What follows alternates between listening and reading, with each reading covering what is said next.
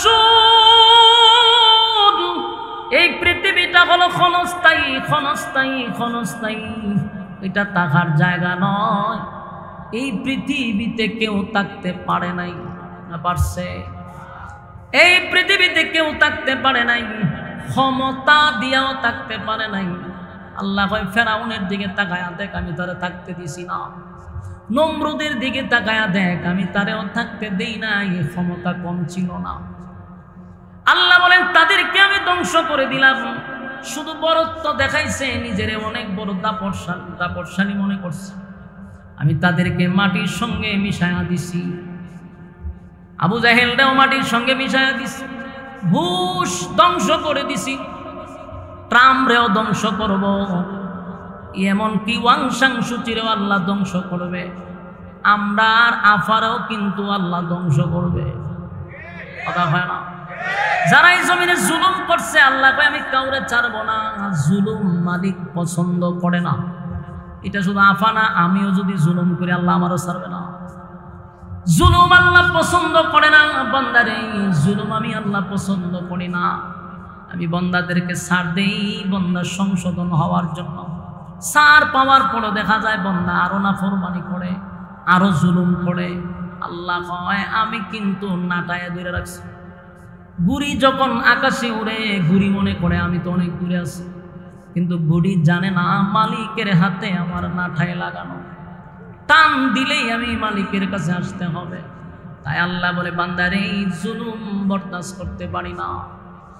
যুবক ভাইয়েরা, দুনিয়া নামক পরীক্ষার হলে প্রত্যেকটা মানুষকে পরীক্ষা দিতেই হবে। দুনিয়া ক্ষণস্থায়ী আর পরকাল চিরস্থায়ী। বলুন, দুনিয়া ক্ষণস্থায়ী, পরকাল চিরস্থায়ী। চিরস্থায়ী পরকালের সময় অনুযায়ী ৬০-৭০ বছর মাত্র কয়েক ঘন্টা। কয়েক ঘন্টার জন্য পৃথিবীতে আসছি একটা পরীক্ষা দেওয়ার জন্য। পরীক্ষার হলে পরীক্ষায় যদি ফেল মারি, অস্তিত্ব থাকবে না, উপায় থাকবে না। যদি পরীক্ষায় ফেল মারি, আমার যুবক ভাইয়েরা, বুদ্ধিমান ওই ব্যক্তি, ব্রেইনি ছাত্র, ওইটা প্রশ্ন পাওয়ার পরেই খাতায় লেখা শুরু করছে, কারণ সময় কম। আর কিছু কিছু ছাত্র দেখবেন বৈশা বৈশা গল্প পড়ে, কলমে কামড়ায়। সময় কিন্তু দুজনেরই যাচ্ছে। কেউ লিখে লিখে সময় পার করছে, কেউ গল্প করে পার করছে। সময় কি কারো জন্য থেমে থাকবে? সময় কারো জন্য থেমে থাকে না। তাই আমার একটা আবদার হলো, দুনিয়া নামক পরীক্ষার হলে আসছি, সময় কারো জন্য থেমে নেই। সময় পানির স্রোতের মতো দৌড়তেছে। এই পৃথিবী ক্ষণস্থায়ী, ক্ষণস্থায়ী। একদিন মালাকুল মউত আজরাইল আপনি আমার সামনে এসে যাবে। সেদিন বলতে পারবেন না যে আমারে 10টা মিনিট সময় দেন। একটা সেকেন্ডও আপনি আমাকে সময় দেওয়া হবে না। কথা কি বুঝতেছেন? সময় দেওয়া হবে না। আমার যুবক ভাইয়েরা, তাই পরীক্ষা দিতে আসছি। ইমানদার, ইমানের পরীক্ষা হবে। বলুন, কিসের পরীক্ষা? ইমানের পরীক্ষা। এই যুবক ভাইয়েরা, দিলের কান লাগায় শুনি। নিজে যখন ইমানদার দাবি করব, নিজে যখন ইমানদার দাবি করব, নিজে যখন ইমানদার দাবি করব, এটাও লেখা রাখেন ইমানের পরীক্ষা আছে না নাই? আল্লাহ বলেন আমিনু কামা আমানান নাস। এই ঈমান আনবি, তাদের মতো ঈমান আনো।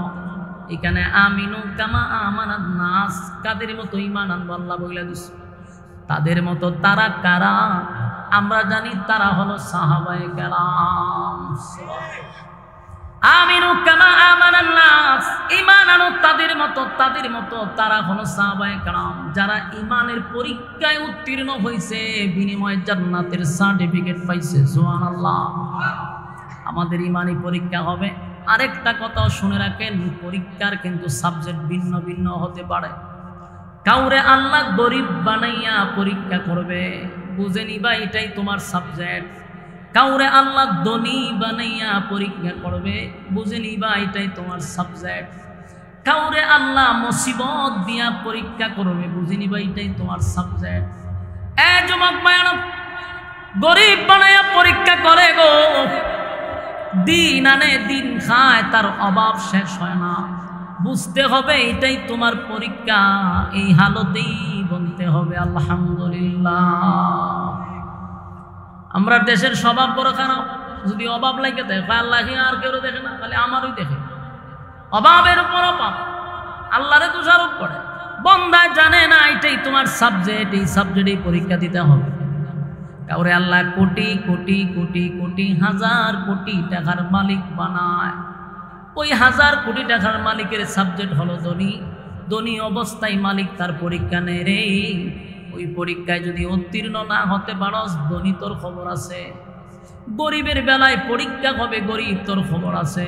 মুসিবত দেয় মাঝে মধ্যে, আল্লাহ মুসিবত দেয়, বড় বড় মুসিবত আসবে, বিপদ একটার পর একটা আসবে। বুঝতে হবে সাবজেক্ট এটাই, আমার উপরে মুসিবত আসবে, মুসিবতের উপরে ধৈর্য ধারণ করতে হবে।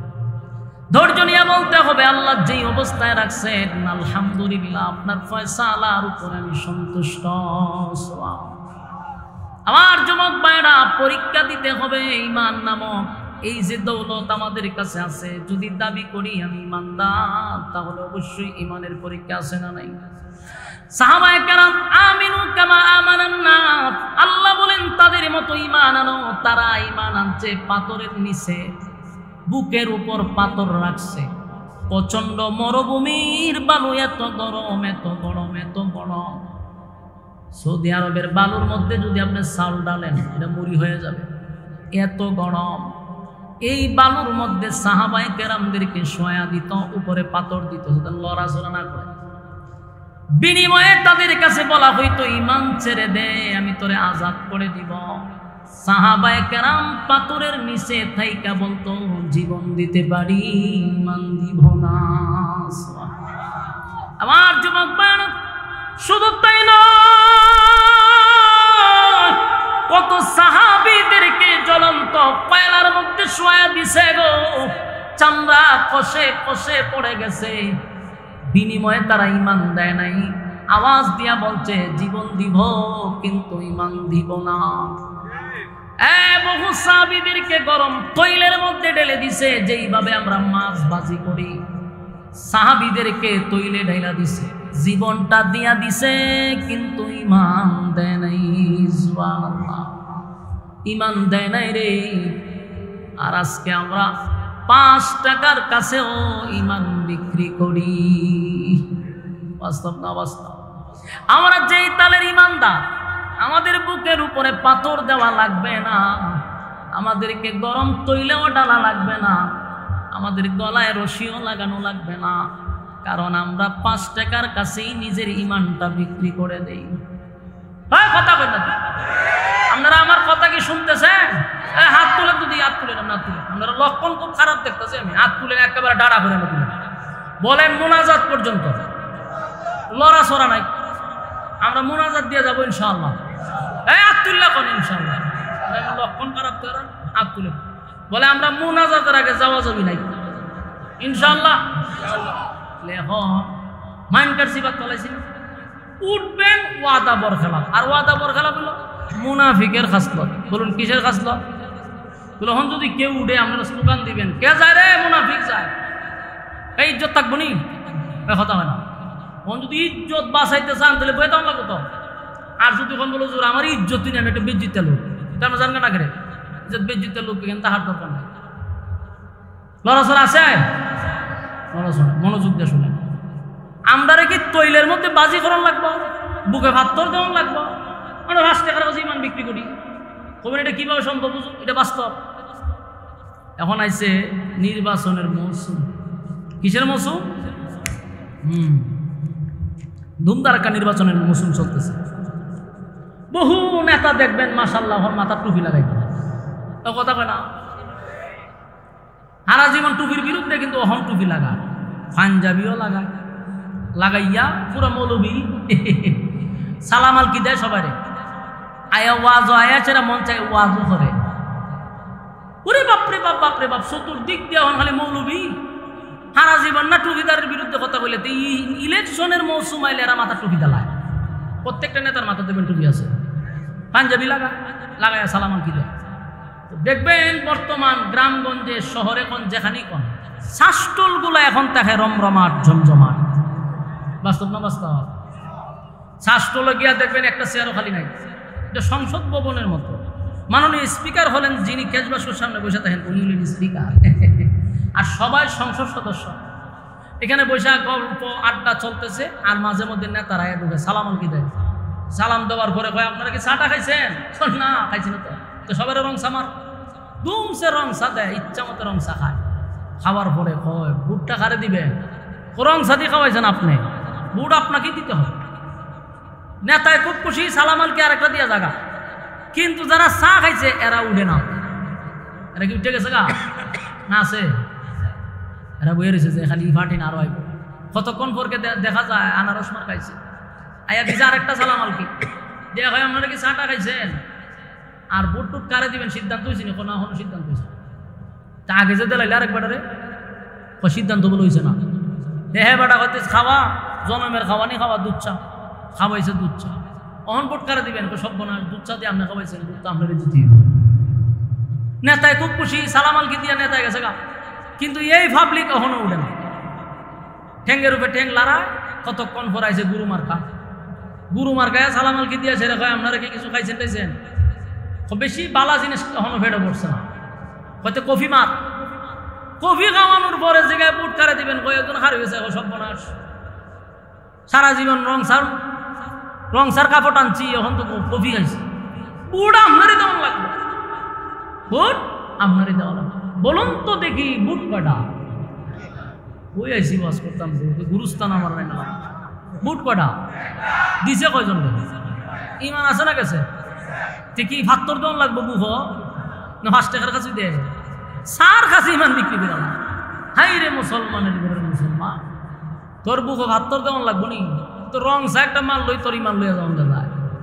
কি থালের ইমানদার চিন্তা করছে? দেশে একটা শুরু হয়েছে এখন নির্বাচনের মৌসুম। 5 টাকার কাছে ইমান বিক্রি করবেন না। আর ওয়াদাই একজনটা যদি কোন বলে বুট দিমু তো হেরে দিবেন, আপনি কেন হেরে করবেন? হেরে করবেন এই ফাঁসমুখী কেন হয়েছে? তো মুনাফিক, মুনাফিকের পরিচয় দিলেন, ইমান বিক্রি করলেন। আল্লাহ হেফাজত করুক। আগামীর নির্বাচন আমরা যদি চাই, টুপিওয়ালাদের নির্বাচন হবে ইনশাআল্লাহ। কথা কয় না ইনশাআল্লাহ? এনে হয়েছে না? ওই যে চরমনের হিসাবে একটা স্টেজও কইছিল যে আপনারা যদি মুনাফিকি না করেন তাহলে আগামীর বাংলাদেশটা হবে ইসলামের বাংলাদেশ। স্টেজে বইয়া কইছিল। কিন্তু এখন কি এই ওয়াদাত আছে?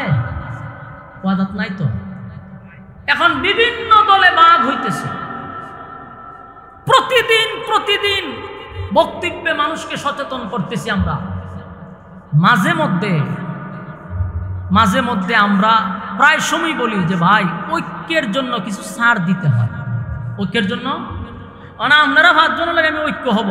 আমার টুপির মাথার যে কোয়ালিটির আছে, এই কোয়ালিটি কি 5 জনের মাথাত আছে? একজনের নেশা, একজনের উষা, একজনের ডিলা। তখন আমি ঐক্য করতে গেলে আমার টুপির ভাই ছেলে চলবো যে এই ভাষটা আমার টুপি করছে না সাথে মিলে যা। এটা কি ঐক্য হওয়া সম্ভব? ঐক্য হইতে গেলে কেউ 5-7 লম্বা টুপি থাকতে পারে, কেউ সুকা টুপি থাকতে পারে, কেউ নেশা টুপি থাকতে পারে, কিন্তু আমার ঐক্যের স্বার্থে আমাকে ছাড় দিতেই হবে। কিন্তু আল্লাহ, আমরা এমন এক জাতি, আমরা মধ্যে ছাড় নাই। আপনি কারো পক্ষে হইলেন, যদি হের পক্ষে হন তাহলে আপনারা বাহ দিতে দিতে আসমান উঠে।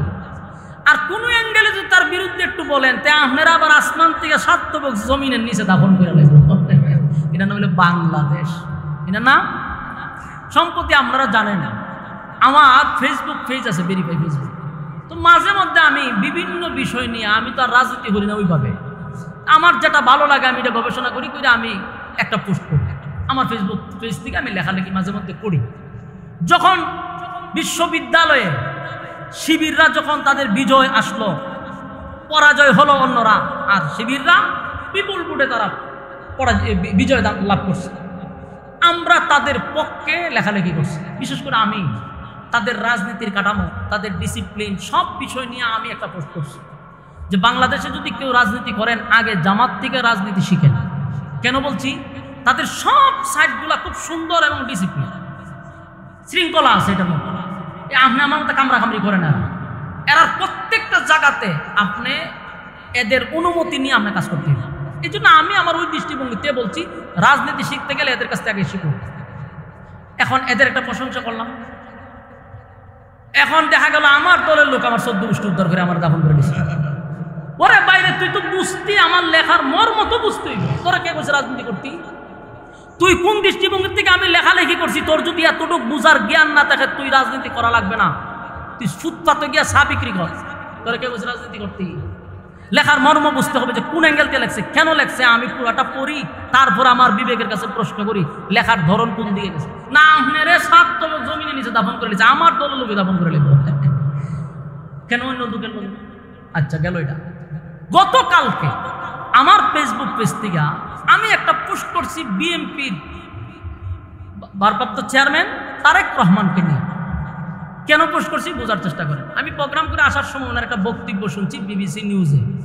আগাগোড়া পুরোটা শোনার পরে আমার যে জিনিসটা সবচেয়ে ভালো লাগছে, যার কারণে ওনার প্রশংসা আমি করছি। এখন ওনার প্রশংসা করছি কি ওনার দলের লোক, আমি কথা হয় না। প্রশংসা কেন করছি? প্রত্যেকটা মানুষের একটা ভালো দিক আছে, সব মানুষের খারাপ না, কিছু কিছু মানুষের ভালো দিক আছে না নাই? আওয়ামী লীগ তো ফ্যাসিস্ট, সবচেয়ে খারাপ দল, কিন্তু আওয়ামী লীগের মধ্যে কি সব খারাপ ছিল? কিছু ভালো লোক ছিল না? আপনি অস্বীকার করতে পারবেন? বিএনপিরে আমরা সবাই কই এটা সাদাবাজি করে, দুর্নীতি করে, অনেক কিছু গালাগালি করি, বিএনপির মধ্যে কি ভালো লোক নাই? সাদাবাজি খালি বিএনপির মধ্যেই হয়? এনসিপি তো সবচেয়ে জনপ্রিয় সবার কাছে, এনসিপির মধ্যে কি সাদাবাজি নাই? উপদেষ্টারা যে চেয়ারও বইয়া রয়েছে, এরা কি সাদাবাজি করতেছে না? এরা দেশের টাকা লুট করতেছে না? বাড়িব তো সব, আমার কথাগুলি রেকর্ডটা হবে। তাহলে আমি যদি একটা মানুষের ভালো দিকটা তুললা ধরি, আপনার বুঝার মতো ক্ষমতা থাকতে হবে। ছবি দেখতেই আমার 14 গোষ্ঠী উদ্ধার করা শুরু করছে, দালাল দালাল দালাল দালাল। তোরে কেটা বলছে ফেসবুক চালাইতি, তুই সারাদিন টিকটকও থাকস, সারাদিন আখাম কুখাম দেখস, এটা তুই থাক। তোরে কেটা কইছি সমস্ত লেখালেখি করতি, যাই লেখা পড়ার পরে তোর বুঝ নাই, তোর কে লেখালেখি করতি, আয়াল দালাল দালাল শুরু করেছি। যা, আমি একটা দল করি জানেন, আমি আরেক দলের প্রশংসা করলে বুঝতে হবে এখানে কোনো একটা অ্যাঙ্গেল থেকে, কোন দৃষ্টিভঙ্গির থেকে, এটা বুঝতে হবে না? উনি এখানে যে জিনিসটা তুলে ধরছে সেটা হলো এই যে আমরা বলি উনার নেতা, উনার যে দলের যে কর্মীরা তাকে বানাইয়া দিছে বিপ্লবের মাস্টার মাইন্ড।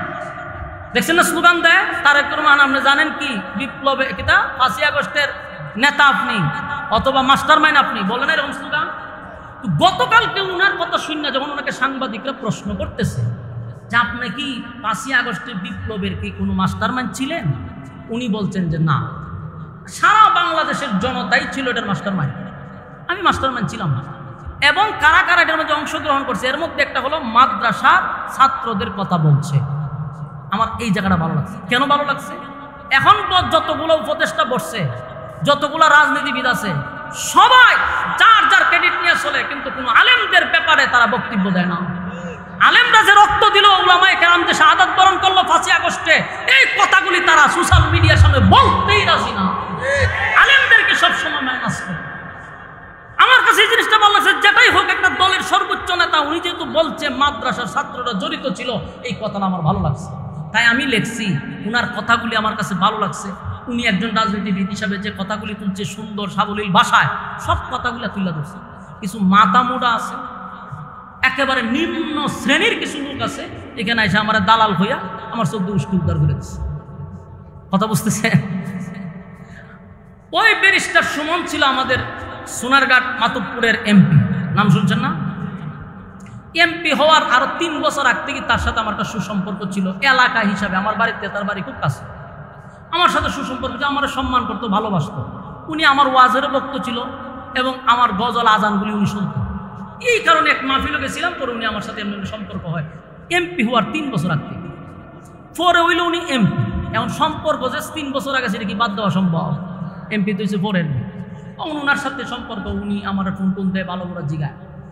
উনি এমপি হওয়ার পরে যে প্লাস পয়েন্টটা ছিল, আমার মাদ্রাসার মাহফিল এর আগের এমপি থাকতে মাহফিল করতে দিছেন আমার, বহু যুদ্ধ করে সংগ্রাম করে আমার মাহফিলটা করতে হয়েছে।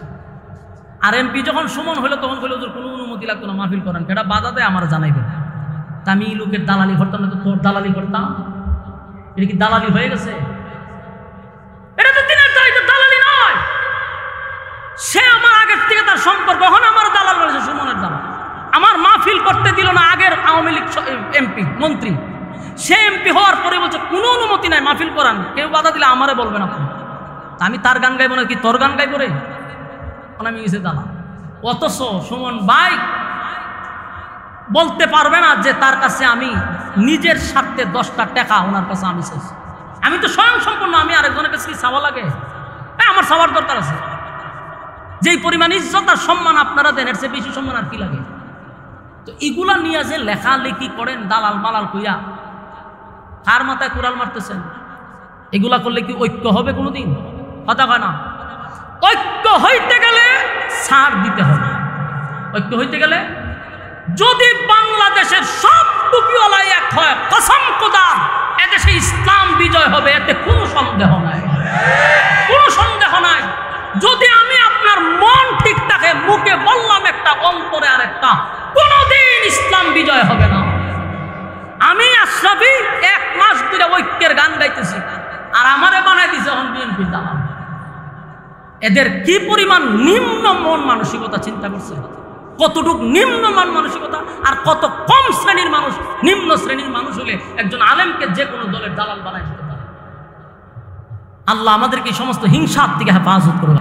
আমার যুবক ভাইরা, আমরার পিছনে মাটি নাই, পায়ের নিচে মাটি নাই, পিছনে দেওয়াল টিকে গেছে।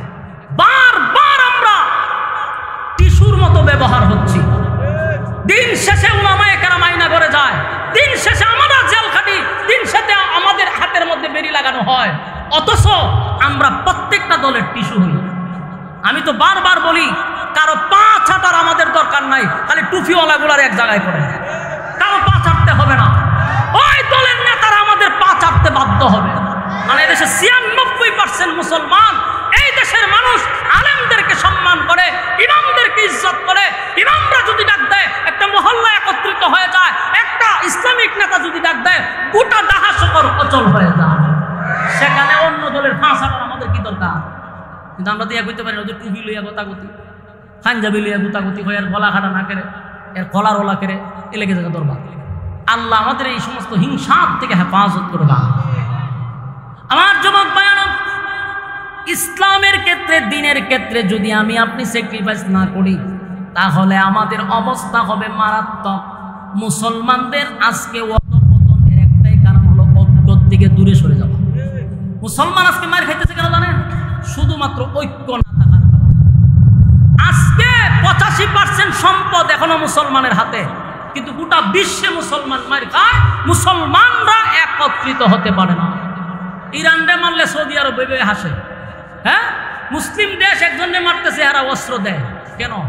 সব মুসলিম রাষ্ট্র যদি এক হইতো, আমেরিকার বাপের ক্ষমতা আছে যে মুসলমানের উপর আক্রমণ করত, গাজাকে ধ্বংস করার সাহস থাকতো যদি মুসলমানরা মুনাফিকি না করতো, এই আরব দেশগুলো যদি মুনাফিকি না করতো, তাহলে ইসরায়েলের একটা মা বোনও, ফিলিস্তিনের একটা মা বোনও আজকে এই বাংলাদেশ, এই পৃথিবীর থেকে তারা চলে যেতে পারতো না, রক্তাক্ত হইতো না, দর্শিত হইতো না, লাঞ্ছিত হইতো না, অপমানিত হইতো না।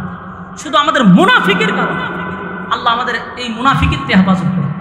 আব্দুল্লাহ ইবনে সাবা পৃথিবীর সর্বপ্রথম মুসলমানদের ঐক্যের মধ্যে ফাটল ধরেছিল। আব্দুল্লাহ ইবনে সাবা মুসলমানের লেবাস নিয়ে, সে ছিল ইহুদি কিন্তু লেবাসটা ছিল মুসলমানের। এই উসমান রাদিয়াল্লাহু তাআলা আনহুর খেলাফতের জিন্দেগির একটু পড়বেন, তাহলে ভাইবেন যে মুসলমানের ফাটল কখন থেকে শুরু হয়েছিল। উসমানের খেলাফত থেকে যে মুসলমানের ঐক্য নষ্ট হয়েছে, আজকে পর্যন্ত মুসলমানদের মধ্যে আর ঐক্য হয় নাই। এর আগে মুসলমানরা গোটা পৃথিবী শাসন করছে, হযরত উমরের আঙ্গুলের ইশারায় অর্ধ পৃথিবী পরিচালিত হইত। কিন্তু উসমানের সময় 12 বছর শাসন করার পরে এই আব্দুল্লাহ ইবনে সাবা ইহুদি মুসলমানের বেশ দুইরা আইসা মুসলমানদের ঐক্য নষ্ট করছে। আজ ঐক্য হইল না, খাইল ঐক্য হইল। যেদিন মুসলমানরা ঐক্য হবে, কসম খোদা এই জমিনে কালেমার পতাকা উড়বে, এতে কোনো সন্দেহ নেই। ঐক্য হইতে রাজি আছে ইনশাআল্লাহ? হ্যাঁ, কথা হয় না। আমরা যদি ঐক্য হই, বাংলাদেশে আর কেউ রে গণার আমরা দরকার নাই, শুধু আমরা ঐক্য হয়ে গেলে। কিন্তু হন্ত কইছে ঠিক মাহফিলের পরে শেষ। বাস্তব না বাস্তব? আল্লাহ রাব্বুল আলামিন বলেন, আমিনু কামা আমানান নাস, আমিনু কামা আমানান নাস, তোমরা ঈমান আনো তাদের মতো যারা ঈমান আনছে। তারা হলো সাহাবায়ে কেরাম। আমার যুবক ভাইরা, ইমানের পরীক্ষা দিতে গিয়া তারা তৈলের মধ্যে পর্যন্ত চলে গেছে, জ্বলন্ত কয়লার মধ্যে তারা চলে গেছে, বুকের উপর পাথর রাখছে, ইমান ছাড়ে নাই। আর আমরা আজকে শাস্ত্র লেগে বিক্রি হয়ে যায়। এই জন্য আমি বলছি, রব্বে কারিম বলেন, বান্দারে শর্ত তো দিলাম মাত্র দুইটা, এর মধ্যে একটাই হলো ইমান, আর একটা হলো নেক আমল। ইমানটা লইয়া যদি কবরে আসস, নেক আমল লইয়া যদি কবরে আসস, ওয়াদা দিলাম জান্নাতুল ফিরদাউস আমি তোদেরকে দিয়া দিব। সুবহানাল্লাহ। কিন্তু ইমান নামক পরীক্ষা দিতে হবে, ইমান নামক পরীক্ষা দিতে হবে। সুমাইয়া রাদিয়াল্লাহু তাআলা একজন মহিলা হইয়া ইমানের পরীক্ষা দিছে। ফেরাউনের বউ আসিয়া ইমানের পরীক্ষা দিছে। আমার যুবক ভাইয়েরা, ইমানের পরীক্ষায় তারা উত্তীর্ণ হয়েছে। আসিয়া ছিল ফেরাউনের বউ, কালেমা পড়ার কারণে মুসা পয়গম্বরকে পয়গম্বর মানল, একত্ববাদী খোদার উপরে ঈমান আনল। ফেরাউন আসিয়ারে পর্যন্ত পেরাক মারল। পেরাক বুঝুননি? আসিয়ারে, ফেরাউন ছিল দেশের বাদশাহ, বাদশার বউ ছিল আসিয়া। সেই আসিয়া ইমানের জন্য পরীক্ষা দিছে, হাজার হাজার মানুষের সামনে আসিয়ারে উলঙ্গ করছে। নাউজুবিল্লাহ। আমার যুবক ভাইরা, দিলের কান লাগায় শুনি, একটা মহিলা, পৃথিবীর 4 জন মহিলা আছে শ্রেষ্ঠ, পৃথিবীর 4 জন মহিলা হলো শ্রেষ্ঠ। এর মধ্যে একজন হলো আসিয়া, ফেরাউনের বউ, কাফেরের বউ হইয়া পৃথিবীর 4 জন মহিলার মধ্যে একজন মহিলা। সেই আসিয়া ইমানের পরীক্ষা দিছে রে, হাজার হাজার মানুষের সামনে ফেরাউন তার বউকে মাটির সঙ্গে শোয়া দিল, কাঠের উপরে রাইখা হাতের মধ্যে পেরাক মারছে, পায়ের মধ্যে পেরাক মারছে। চামড়াগুলি শরীর থেকে যেইভাবে আমরা খাসি জবাই করার পরে চামড়া ছিলি, আসিয়ার শরীর থেকে চামড়াগুলি টেনে টেনে খোলা হয়েছে। প্রচন্ড রুদ্রের মধ্যে চামড়া শরীর থেকে সরাইয়া রুদ্রের মধ্যে শোয়া রাখছে। আসিয়া আসমানের দিকে তাকায় বলে, মালিক, আমার ইজ্জত বিসর্জন দিছে, আমার কোনো দুঃখ নাই গো, কিন্তু জান্নাতের ভিতরে আপনি আমার একটু আশ্রয় দিবেন আল্লাহ।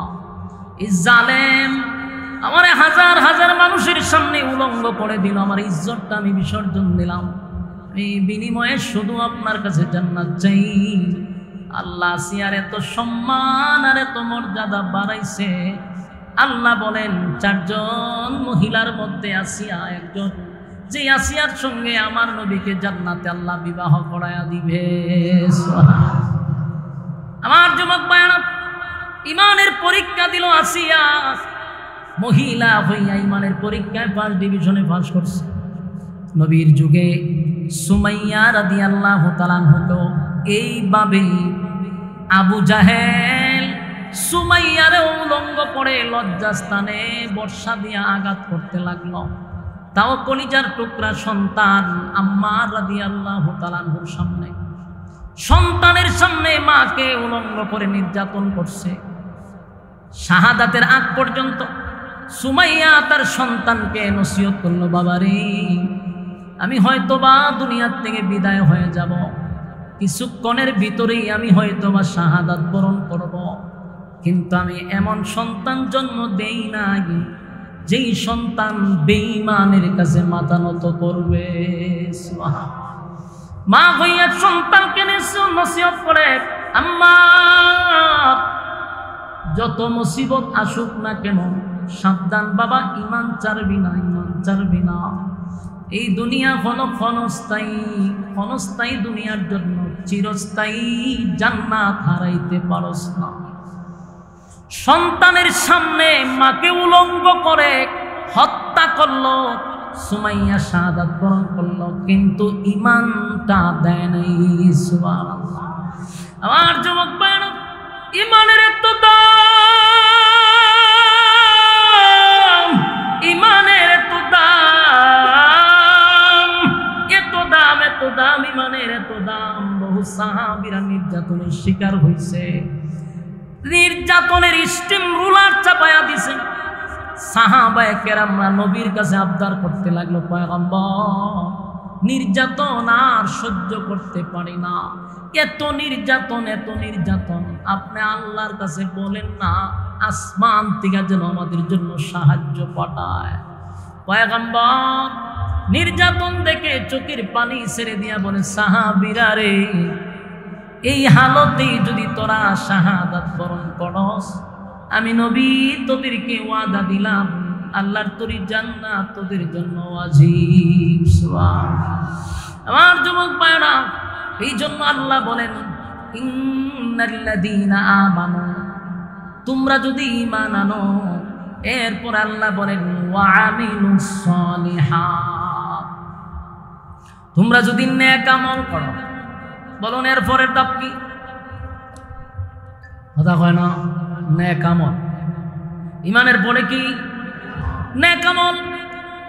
এখন আমরা রে আল্লাহ বলছেন ঈমানের পরে তোমরা নেক আমল করো। এই যে ওয়াজ মাহফিলে বসছেন, প্রচন্ড গরমের মধ্যে আপনারা বসে আছেন মৌমাছির মতো, বাজার ঘাট বাদ দিয়া, আরামের বিছানা ছেড়ে দিয়া নরমাল বিছানার মধ্যে বসে আছেন। এটাও নেক আমল। নেক আমল, এই নেক আমলের বিনিময়ে আল্লাহ ফেরদাউস দান করবে। সুবহানাল্লাহ। আমার যুবক ভাইয়েরা, আল্লাহ বলেন আমি তোদেরকে বানাইছি শুধুমাত্র কেবলমাত্র আমার গোলামির জন্য, গোলামির জন্য, গোলামির জন্য। বান্দারে, আসমান জমিন, সূর্য চন্দ্র গ্রহ নক্ষত্র পাহাড় পর্বত সাগর নদী নালা খাল বিল কীট পতঙ্গ, যা দেখি যা আমরা দেখি না, সব সৃষ্টি জগৎ আমার আল্লাহ বানাইছে বান্দা তোর গোলামির জন্য। সুবহানাল্লাহ। জবান বন্ধ রাখবেন না, আল্লাহু আকবার। সমগ্র সৃষ্টি জগৎ আমাদেরই গোলামি করে, কিন্তু শর্ত আল্লাহ বলছেন বান্দা তুই শুধু আমার গোলামি করবি। তুই আমার গোলামি করবি, আমারে সেজদা দিবি, আজাগায় বেজাগায় সেজদা দিবি না, আজাগায় বেজাগায় চাইবি না। যদি চাইতে হয় আমার কাছে চাইবি, মাথা যদি নত করতে হয় আমার কাছে করবি। তামাম পৃথিবীর মাখলুকাত বান্দা তোর গোলামি করতে বাধ্য। সূর্য এই পৃথিবীর থেকে 13 লক্ষ গুণ বড়, 13 লক্ষ গুণ বড়, 9 কোটি 30 লক্ষ মাইল উপরে সূর্যটা। এত বড় সূর্য বান্দা তোর গোলামি করে, তোর গোলামি করে। বান্দারে, সাগর নদী নালা খাল বিল তোর গোলামি করে, তুই শুধু গোলামি করবি আমার। কারণ আমি তোরে অনর্থক বানাই নাই, অকারণে বানাই নাই বান্দা, নিজ প্রয়োজনে বানাই নাই, খাওয়ার জন্য বানাই নাই, ঘুমানোর জন্য বানাই নাই। আফা হাসিবতুম আন্নামা খালাকনাকুম আবাসান ওয়া আন্নাকুম ইলাইনা লা তুরজাউন। আল্লাহ বলেন অনর্থক বানাই নাই বান্দা, শুধুমাত্র কেবলমাত্র মা খালাকতুল জিন্না ওয়াল ইনসা ইল্লা লিয়াবুদুন। মানব দানব দুইটা জাতিরে বানাইছি শুধুমাত্র কেবলমাত্র আমি আল্লাহর গোলামির জন্য, আমি আল্লাহর গোলামির জন্য। গোলামি যদি না করস, আমি আল্লাহ ওয়াদা দিলাম ইন্না জাহান্নামা কানাত মিরসাদা, নিশ্চয়ই জাহান্নাম তোদের জন্য ওঠ পেতে বসা, লিত্তাগিনা মাআবা, এই সীমা লঙ্ঘনকারীদের জন্য, সীমা লঙ্ঘনকারীদের জন্য। সীমা লঙ্ঘন কারা করলো? আল্লাহর দেওয়া নিয়ামত খাই আল্লাহর নাফরমানি যারা করলো।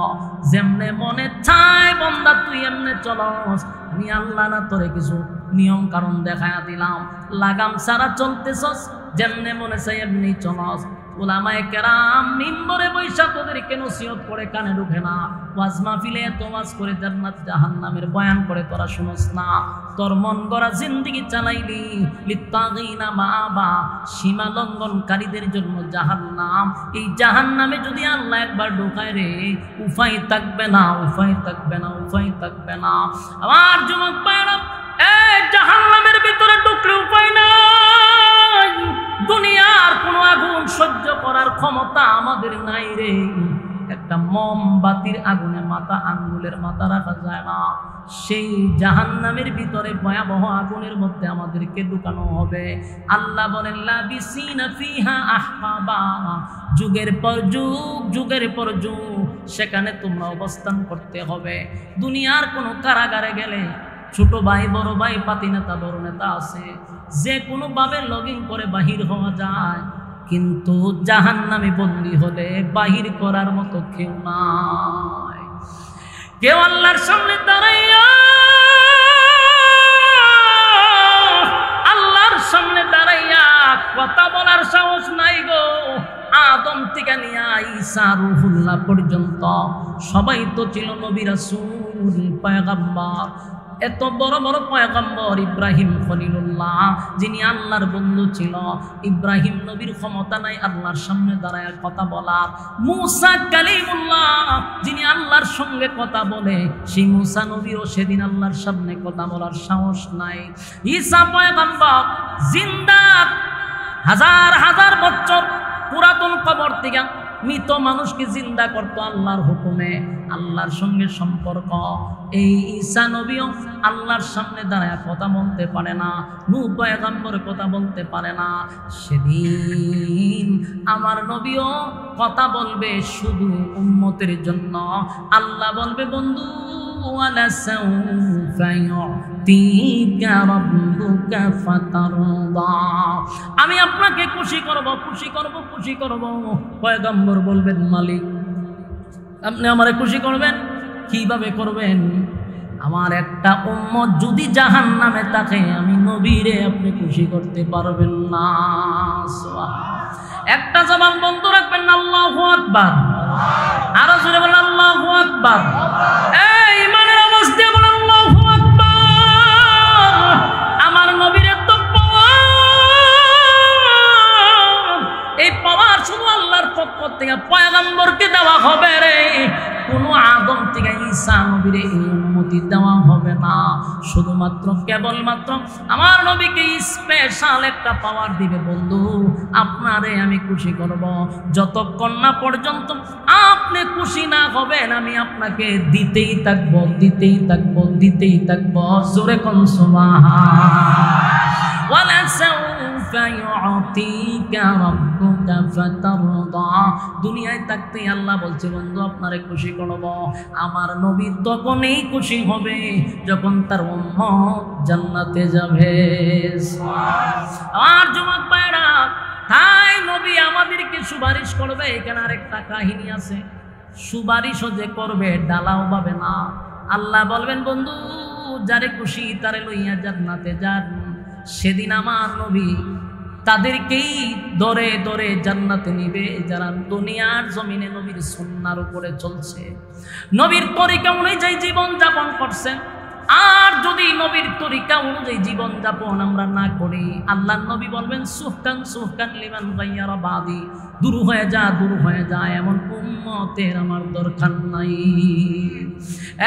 নবীনগরের ভাইয়েরা, সারা জীবন শুনছেন নবী সবাইরে জান্নাতে নিয়ে যাবে, না না, ইনসাফের উপরে কাজ করবে। আল্লাহ বলবে বন্ধু আপনি খুশি হন এতটুকুই করব।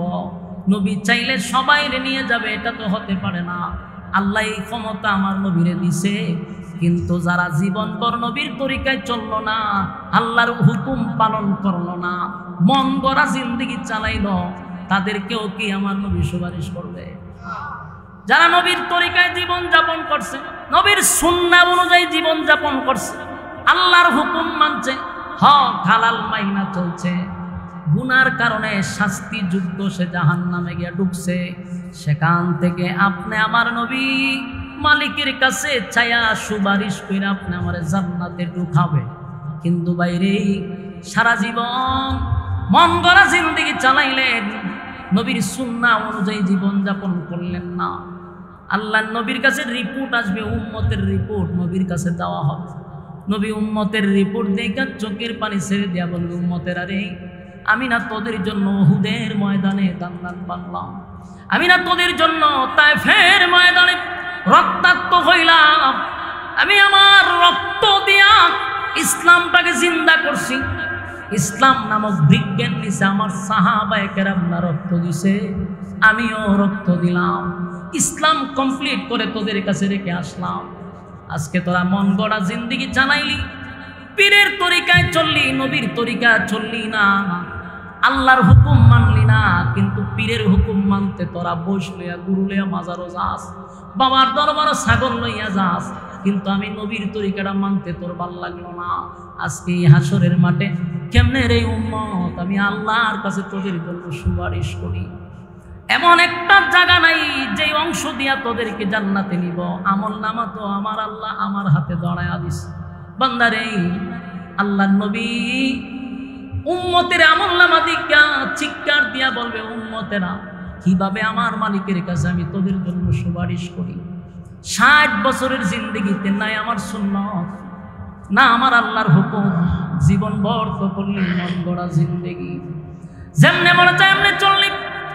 বিপিএল খেলা দেখার সময় ছিল তোর কাছে, আইপিএল খেলা দেখার সময় ছিল তোর কাছে, ঘন্টার পর ঘন্টা সোশ্যাল মিডিয়ায় দেখার সময় ছিল তোর কাছে।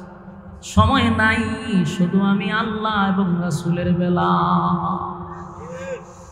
আল্লাহ নবী কাম্বের বলে, সুহকান সুহকান সুহকান, দূর হ দূর হ। এমন উম্মতের আমার কোনো দরকার নাই যেই উম্মত আমার দান দান বাঙ্গা ইসলামকে মূল্যায়ন করলো না, আমার রক্ত মাখা ইসলামটারে মূল্যায়ন করলো না, সেই উম্মতের আমার কোনো দরকার নাই। উম্মত আর নবীর মাঝখানে একটা পর্দা পড়ে যাবে রে, উম্মত আর নবীর মাঝখানে পর্দা পড়ে যাবে। নবী চিৎকার দিয়ে বলবেন, মালিক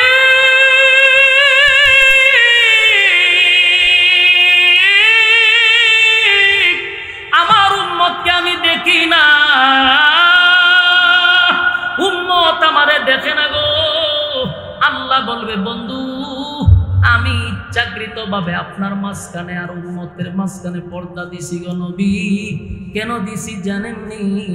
যে উম্মত দুনিয়াতে আপনার রেখে যাওয়া ইসলাম পালন করে নাই, আপনার রেখে যাওয়া ইসলাম পালন করে নাই, আপনার দান দান বাঙ্গা ইসলাম পালন করে নাই, আপনার রক্ত মাখা ইসলাম পালন করে নাই, তারা তাদের বাপ দাদার ধর্ম পালন করছে, তাদের পীরের কথা শুনে জীবন যাপন করছে, আ জায়গায় বে জায়গায় সাজদা দিছে, আ জায়গায় বে জায়গায় তারা মানুষের কাছে চাইছে, আমার কাছে না চাইয়া।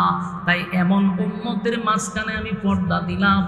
নবী ব্যতীত হইয়া বলবে, উম্মত মেরাজে আইসাও আমি তোদের কথা ভুলি নাই।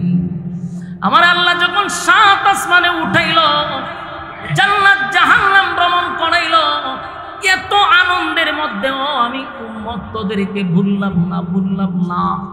আমি আল্লাহর কাছ থেকে তোদের জন্য হাদিয়া নিয়ে আসলাম। আমি মেরাজ করলাম, মালিকরে দেখলাম, তোদের জন্য আল্লাহর কাছে দরখাস্ত করলাম, মালিক আমার এতিম উম্মতরা আপনার সঙ্গে মেরাজ করবে কেমনে? আমার কথা রাখতে গিয়া আমার মালিক তোদেরকে নামাজ দিল, যেই নামাজের মাধ্যমে আল্লাহর সঙ্গে বন্দার মেরাজ হয়। আমি জান্নাতের ভিতরে গিয়েও তোদেরকে ভুলি না। বান্দারে, আমি নবী তোদেরকে কোন সময় বললাম না, সুখের সময়ও না দুঃখের সময়ও না, যেদিন মালাকুল মউত আজরাইল আমি নবীর সামনে আসছে, দুনিয়ার কারো কথা আমি বলি নাই, আমার সন্তানের কথাও বলি নাই, আমার মেয়ে ফাতেমার কথা বলি নাই, হাসাইন হুসাইন রাদিয়াল্লাহু তাআলার কথা বলি নাই।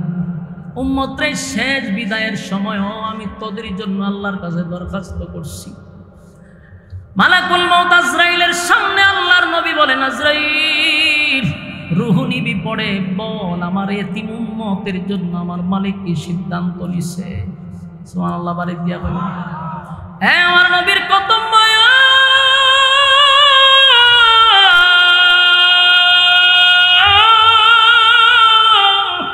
7 আসমানে গিয়া ভুলে নাই, মালাকুল মউত আজরাইলকে সামনে রাইখা উম্মত ভুলে নাই, উম্মত ভুলে নাই, উম্মত ভুলে নাই।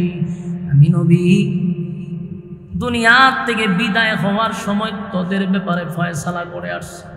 আল্লাহ আমার এতিম উম্মতের ব্যাপারে কি ফয়সালা? দুনিয়ার থেকে যদি আমি চলে যাই আমার উম্মত এতিম হয়ে যাবে, গুনার কারণে আপনি তাদেরকে সমানে ধ্বংস করেন না। আল্লাহ গুনার কারণে আমার উম্মতকে আপনি লজ্জা দিয়েন না। আমার মালিক নবীর কথাগুলি মঞ্জুর করার পরেই দুনিয়ার থেকে রাসূলকে নিয়ে গেছে। সেই নবী কিয়ামতের মাঠে উম্মতকে প্রশ্ন করবি, উম্মতেরা রে, আমি তোদেরকে সুখের সময় ভুলি নাই, উম্মত তোদেরকে দুঃখের সময় আমি ভুলি নাই, কিন্তু আমি চলে আসার পরে আমার রেখে যাওয়া ইসলাম পালন করলি না, আমার মালিকের হুকুম মানলি না, আমি নবীর তরিকায় চললি না, এখন আমি আমার মালিকের কাছে তোদের জন্য কেমনে দরখাস্ত করি? আমার যুবক ভাইরা, এই জন্য আমি আপনাদের কাছে বলি, দুইটা শর্ত আমার মালিক দিছে, একটা হলো ঈমান আর একটা হলো নেক আমল। নেক আমলের মাধ্যমে আল্লাহর প্রিয় হওয়া যায়, নেক আমলের মাধ্যমে আমার মালিকের মহব্বতের বান্দা হওয়া যায়। এই যে ওয়াজ মাহফিলে বসছেন প্রচন্ড গরমের মধ্যে, এরপর আপনারা মৌমাছির মতো বসে আছেন। আপনার মতো কত মানুষ এখান থেকে ওইটা গিয়া ওখানে বিড়ি খায়, ওখানে গিয়া চা খায়, ওখানে দাঁড়ায় আড্ডা মারে। এদের মাঝখান থেকে আল্লাহ আপনাদেরকে যাচাই বাছাই করে মহব্বত করে এমন একটা মজলিসে এখনো বসায় রাখছে। এটা আল্লাহর পক্ষ থেকে বান্দার প্রতি একটা দয়া দয়া দয়া মায়া মায়া দয়া মায়া ছাড়ার কিছু না। কারণ আল্লাহ যারে ভালোবাসে ওই বান্দাটারে আমার মালিক দিনের কাজে লাগায়া রাখে। আপনি যদি মসজিদে 5 ওয়াক্ত নামাজে যান, নিজে নিজেই প্রশ্ন করবেন, আমি মসজিদে যাই না, আমার মালিক আমারে মসজিদে নিয়ে আসছে। আমারে যদি আমার মালিক ভালোই না বাসতো রে, তাহলে আল্লাহর ঘরে আমারে আসতে দিত না। মালিক আমারে মহব্বত করে, তাই তো 5 বার আল্লাহর ঘরের সঙ্গে সাক্ষাৎ হয়। যুবক ভাইরা, আপনারা যদি আল্লাহ ভালোই না বাসতো এই মজলিসে বসায় রাখতো না। তাই মালিক যখন কাউরে কিছু দেয়, মালিকের শুকরিয়া আদায় করার দরকার আছে না? না। আপা হাসিবিতুম আন্নামা খালাকনাকুম আবাসান ওয়া আন্নাকুম ইলাইনা লা তুরজাউন। বান্দারে, আমি অনর্থক তোদেরকে দুনিয়ায় বানাই নাই। যদি আমি আল্লাহ অনর্থক বানাইতাম, খাওয়ার লেগে বানাইতাম, হাতি যেই পরিমাণ খায় যথেষ্ট ছিল। ঘুমানোর জন্য বানাইলে গাদা আমাদের চেয়ে বেশি ঘুমায়, গাদা বানাইলি যথেষ্ট। মালিক তো বানাইছে ইবাদতের জন্য। বান্দা, তুই ইবাদত করবি শুধুমাত্র আল্লাহ। কার? হ্যাঁ, আরো জোরে কোন কার? মালিক বলে, বান্দা শুন, তুই যদি তারাবি করস, যদি কাজ বলে না গোলামি করব না, যেমনে মনে চায় এমনে চলব। ওয়ালাকাদ যারানা লিজাহান্নামা কাসীরাম মিনাল জিন্নি ওয়াল ইনস। আল্লাহ কয়, এরকম বহু মানুষ এবং জিনরে আমি আগুন দিয়া জ্বালাবো আর পোড়াবো। যাদেরকে আমি চক্ষু দিছিলাম দেখার জন্য, লাহুম কুলুবুন লা ইয়াফকাহুনা বিহা ওয়া লাহুম আ'য়ুনুন লা ইউবসিরুনা বিহা ওয়া লাহুম আযানুন লা ইয়াসমাউনা বিহা। যাদেরকে আমি কান দিছি শোনার জন্য, চোখ দিছি দেখার জন্য, অন্তর দিছি বুঝার জন্য, কিন্তু চোখ দিয়া দেখলি কি দেখার কথা ছিল কি দেখলি, কান দিয়া কি শোনার কথা ছিল কি শুনলি, অন্তর দিয়া কি বাবার কথা ছিল কি ভাবলি। মনে করছ আমি তোদেরকে ছেড়ে দিব? এত নিয়ামত দেওয়ার পরেও যদি তোরা আমি আল্লাহর গোলামি না করস, আমি আল্লাহর আদালতের মানুষ হতে পারবি না। তোরা চতুষ্পদ জানোয়ারের চেয়েও আরো নিকৃষ্ট। উলাইকা কাল আনআম, উলাইকা কাল আনআমের মধ্যে যদি আল্লাহ রেখে দিত, তাও মোটামুটি মান সম্মান বাঁচত। কিন্তু আল্লাহ হয় বালহুম আদাল, এর চেয়েও তোরা নিকৃষ্ট। মানে চতুষ্পদ জানোয়ারের সমান কইছে না, আল্লাহ হয় এর চেয়ে বেশি নিকৃষ্ট। কেন বেশি কইল? চতুষ্পদ জানোয়ার যা করে না বুঝা করে, তুই যা করস বুঝা শুই না ঠান্ডা মাথায় করস, তাই তোর আর পশুর আটকলে গ্রহণ না, তুই পশুর থেকে আরো নিকৃষ্ট। ঠিক কেন বলুন? আল্লাহ কি ছাইরা দিব? কথা বল না, ছাইরা দিব নি? বানাইছে আপনারা যত্ন করে, সম্মান দিয়া। সৃষ্টি জগতের মধ্যে যদি শ্রেষ্ঠত্ব কারো দেয়, তাহলে এটা মানুষ। কারে দিছে? কথা বল না, আল্লাহ কাররামনা বানি আদম। আদমের যে সম্মান আর মর্যাদা আমি কেউ দিছি না। আদম রে এত সম্মান আর ইজ্জত দিছি। আল্লাহ কয়, বান্দারে, ফেরেশতা হইল নূরের তৈরি। আমরা অনেক সময় নূর আর মাটি লিয়ে মারামারি লেগে যাই। হ্যাঁ, কথা হয় না, নূর আর মাটি লিয়ে মাথা বাড়াইলাম। অথচ আল্লাহ কয়, আমি মানুষকে সম্মান বেশি দিলাম রে। যদি ফেরেশতার সম্মান বেশি হইতো, কোরআনে কোথায় আছে ফেরেশতার সম্মান বেশি? আমার একটু দেখা, আমি আপনার দলে যাব। আল্লাহ মাটির সম্মান বেশি দিল, ফেরেশতাদের চেয়েও মানুষের সম্মান আল্লাহ বেশি দিছে। নূরের তৈরির ফেরেশতার সম্মান নাই, মানুষের সম্মান বেশি। আপনি যদি নবীরের নূর হইয়া সম্মান বাড়াইতে চান, তাহলে সম্মান বাড়াইছেন না আরো কমাইছেন? হ্যাঁ কথা না, কারণ ফেরেশতার সম্মান তো আমার নবীর না। ফেরেশতা তার নূর নিয়ে সর্বোচ্চ সিদরাতুল মুনতাহা যেতে পারে, আর আমার নবী আরশে আজিম চলে যায়। সুবহানাল্লাহ! কিসের সাথে আপনি কি মিলাইতেছেন? আপনি নূর কইছেন, নূর তো যায় সিদরাতুল মুনতাহা পর্যন্ত, আর যাইতে পারে না। আর আমার নবী সিদরাতুল মুনতাহা টপকাই আরশে আজিম আল্লাহর সঙ্গে সাক্ষাৎ করে। সুবহানাল্লাহ! জিবরাইল যার সামনে যাব তো আমি অস্তিত্ব হারিয়ে ফেলবো, কিন্তু আমার নবী এর পরে যায়। আপনি নূর বইয়া নবীরে শুরু করেন কেন? নূরের পাওয়ারের চেয়ে আমার নবীর পাওয়ার বেশি, এটা স্বীকার করেন। এই সমস্ত কিছু অজ্ঞ লোকগুলি নবীর ইজ্জত ফেরেশতাদের সম্মানিত হয়েছে, অথচ ফেরেশতাদের স্টেশন হলো সিদরাতুল মুনতাহা পর্যন্ত, জিবরাইলের উপরে যেতে পারে না। আর আমার নবী আরশে আজিম টপকায় চলে গেছে। সুবহানাল্লাহ! এই জন্য ছোটখাটো বিষয় নিয়ে দ্বন্দ্ব না করি, রাজি আছি ইনশাআল্লাহ। এখন আসুন আল্লাহ কি বলে, ইন্নাল্লাযীনা আমানু ওয়া আমিলুস সালিহাতি কানাত লাহুম জান্নাতুল ফিরদাউসি নুজুলা। দুইটা শর্ত, একটা হলো ঈমান আর একটা হলো নেক আমল। দুইটা শর্তের বিনিময়ে আল্লাহ কয় জান্নাতুল ফিরদাউসের মেহমান বানাবো। সুবহান! এরপর আল্লাহ বলেন খালিদিনা ফিহা লা ইয়াবগুনা আনহা হিওয়ালা। আল্লাহ কয় এমন একটা জান্নাতের ভিতরে বান্দা বান্দি ডুববে, আর কোনোদিন তারা বাহির হতে চাবে না, আর কোনোদিন তারা এখান থেকে যেতে চাবে না। জান্নাতের ভিতরে স্বয়ং সম্পূর্ণ মানুষের কোনো আফসোস থাকবে না। দুনিয়াটা হলো আফসোসের জায়গা। দুনিয়াতে যদি আপনারা দেশের প্রধানমন্ত্রীও বানায়, তো মনে মনে হয় আমি যদি ডোনাল্ড ট্রাম্প হইতে পারতাম তাহলে ভালো আছে। আর ডোনাল্ড ট্রাম্প হইলে পরে চিন্তা করে তামাম পৃথিবীর বাদশা যদি হইতে পারতাম ভালো আছি। সাধারণ টেকনিক, দুনিয়া আফসোসের জায়গা। আল্লাহ কয় জান্নাত হলো আফসোসের জায়গা নয়, এখানে আফসোস মিটে যাবে। তাই খালিদিনা ফিহা লা ইয়াবগুনা আনহা হিওয়ালা, মানুষ সেখান থেকে আর বাহির হতে চাবে না। জান্নাতের ভিতরে আল্লাহ সব দিবে, গাড়ি দিবে, বাড়ি দিবে, নারী দিবে, অট্টালিকা দিবে, সব দিবে। এর মধ্যে সবচেয়ে বড় নিয়ামত হলো আর কোনোদিন মরবেন না। সুবহানাল্লাহ! আল্লাহু আকবার বলেন, আর কোনোদিন মরবেন না, এর চেয়ে বড় নিয়ামত আছে? যত চিন্তা, যত টেনশন হইল মরণ, মরণ আছে বিদায় আমরা চিন্তা করি, ঠিক নেই। মরণ নাই, যার চিন্তাও নাই। জান্নাতের ভিতরে মরণ নাই, মরণ নাই, মানুষ সেখান থেকে বাহির হতে চাইবে না। রাজত্ব দিবে কমপক্ষে এই পৃথিবীর 10টা পৃথিবীর সমান রাজত্ব দিবে। সুবহানাল্লাহ!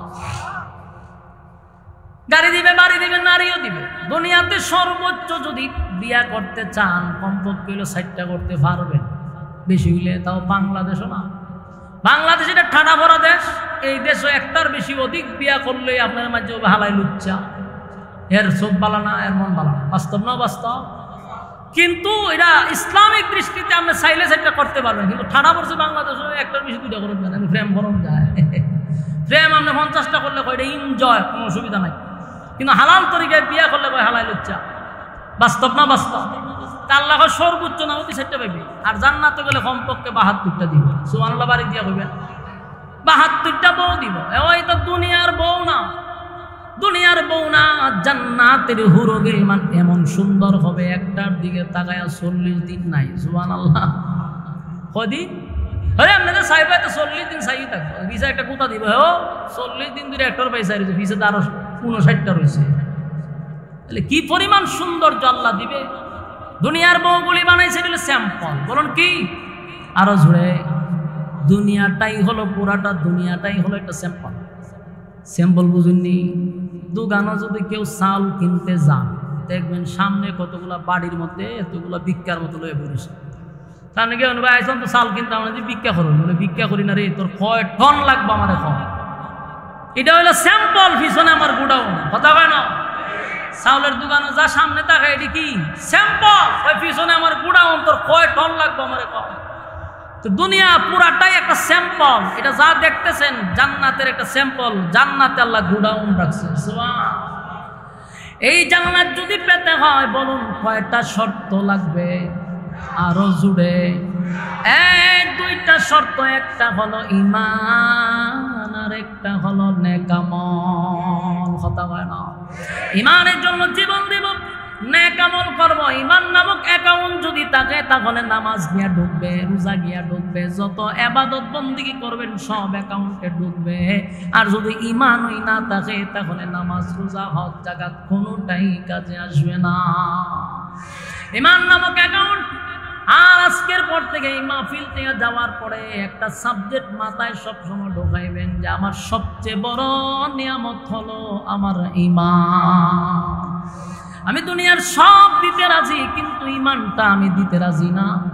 এতে যদি আমার জীবন চলে যায় রে, আমি জীবন দিব কিন্তু ঈমান বিক্রি করব না। কারা কারা রাজি আছেন হাত তুলে দেখায়া দেন। লিল্লাহে তাকবীর, লিল্লাহে তাকবীর। রাজি আছেন নি সবাই? আমরা সবাই ঈমানের সাথে জিন্দেগি করব, জীবন যাপন করব। আল্লাহ যেন আমাদেরকে মৃত্যুর আগে ঈমান হারা না করে। রাজি আছেন ইনশাআল্লাহ? সর্বহালতে ঈমানের উপরে যেন টিকে থাকতে পারি, সেই দোয়া আল্লাহর কাছে করতেই হবে। মালিকের কাছে বলবেন আল্লাহ ঈমানের হালতে আমাকে মৃত্যু দান করেন, বেঈমান বানাই আমারে কবরে নিয়েন না। কারণ ঈমান যদি যাররা পরিমাণও নিয়ে যায়, কোনো একদিন জান্নাতে যাওয়ার আশা আছে। ঈমান যদি না থাকে তাহলে কোনোদিন জান্নাতের গ্রানটুকু আমাদের কপালে জুটবে না। রাজি আছেন ইনশাআল্লাহ?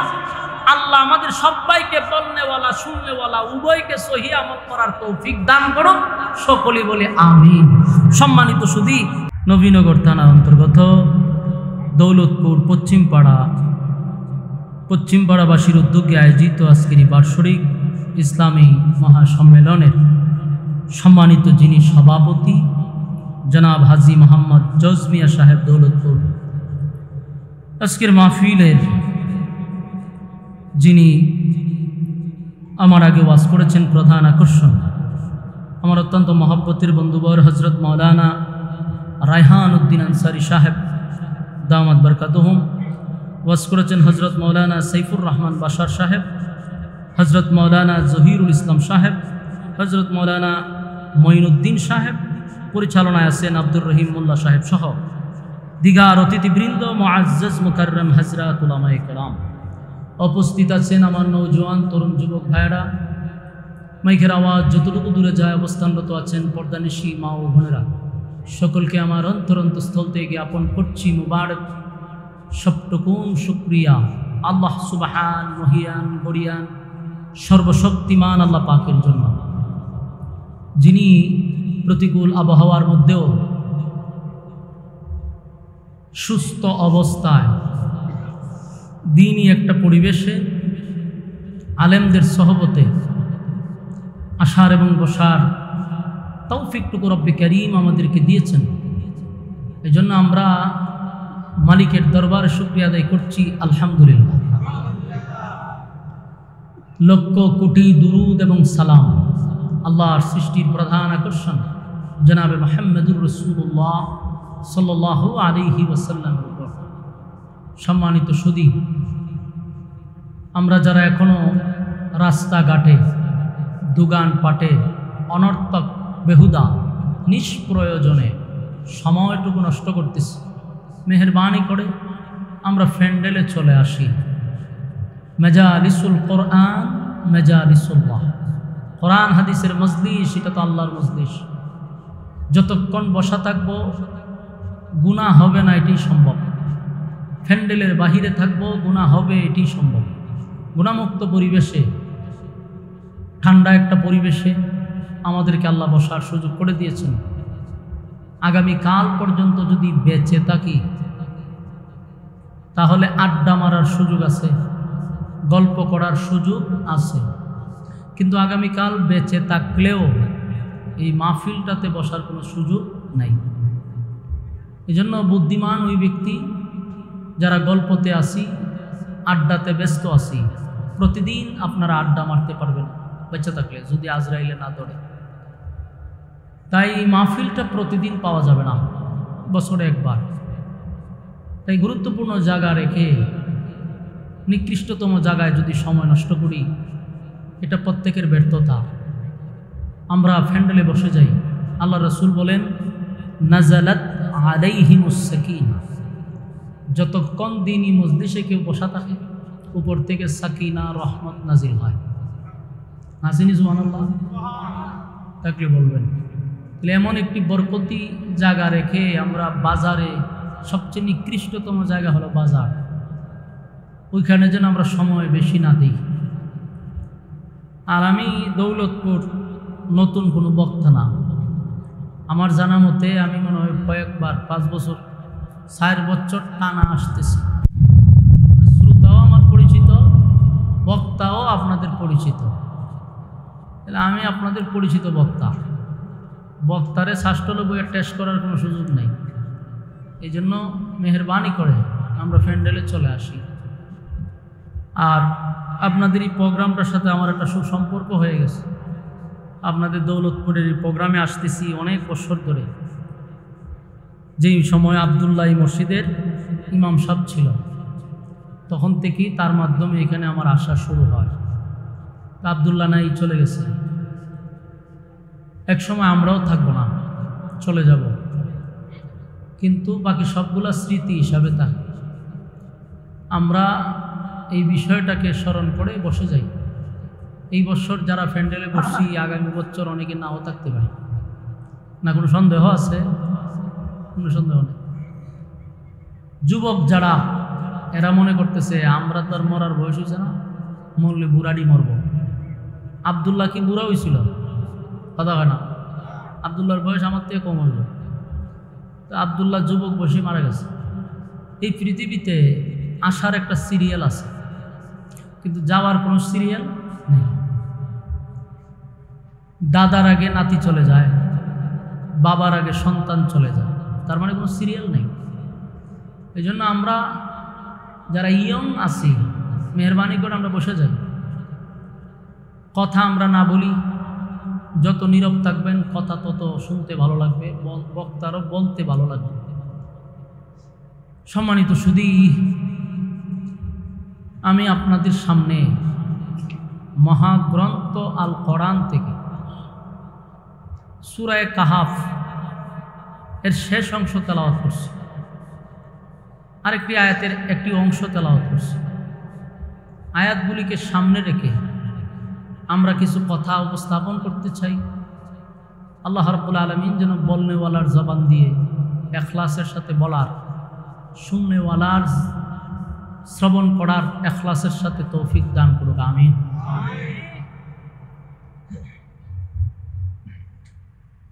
সবচেয়ে বড় আশ্চর্যের ব্যাপার হলো, চতুর্দিকে বৃষ্টি হইতেছে, কিন্তু এখানে বৃষ্টি নেই। আমি ব্রাহ্মণবাড়ি হইয়া, চান্দুরা হইয়া চতুর্দিক ঘুরে এরপর আসছি। প্রথম গেছি শাহবাজপুর। এটা তো আমাদের একটা জাতীয় জ্যাম।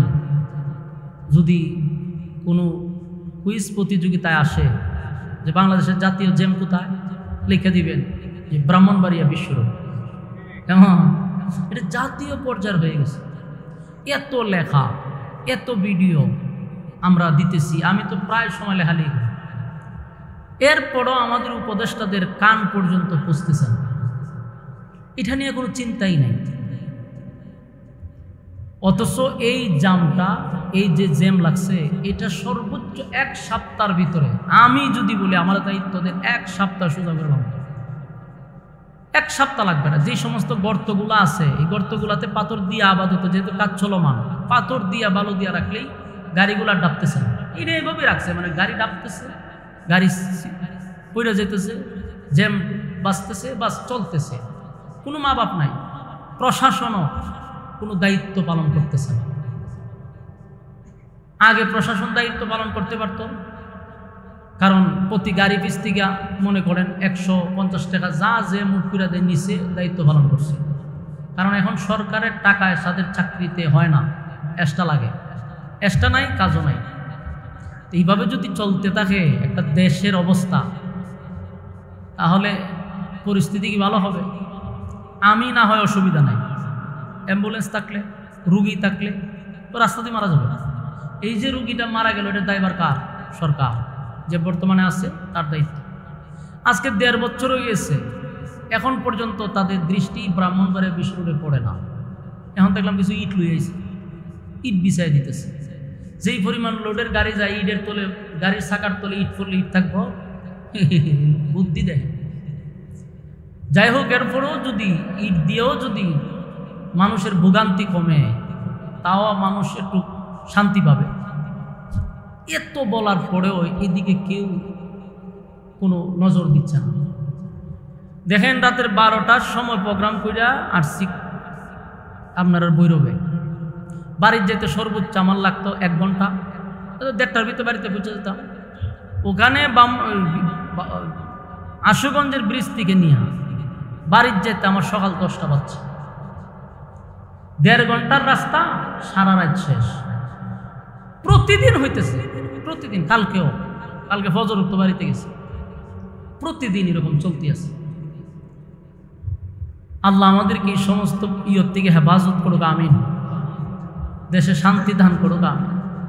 শান্তির তালাশে এত বড় বিপ্লব হইল, কিন্তু শান্তি আমরা ভালো নাই। সম্মানিত সুধী,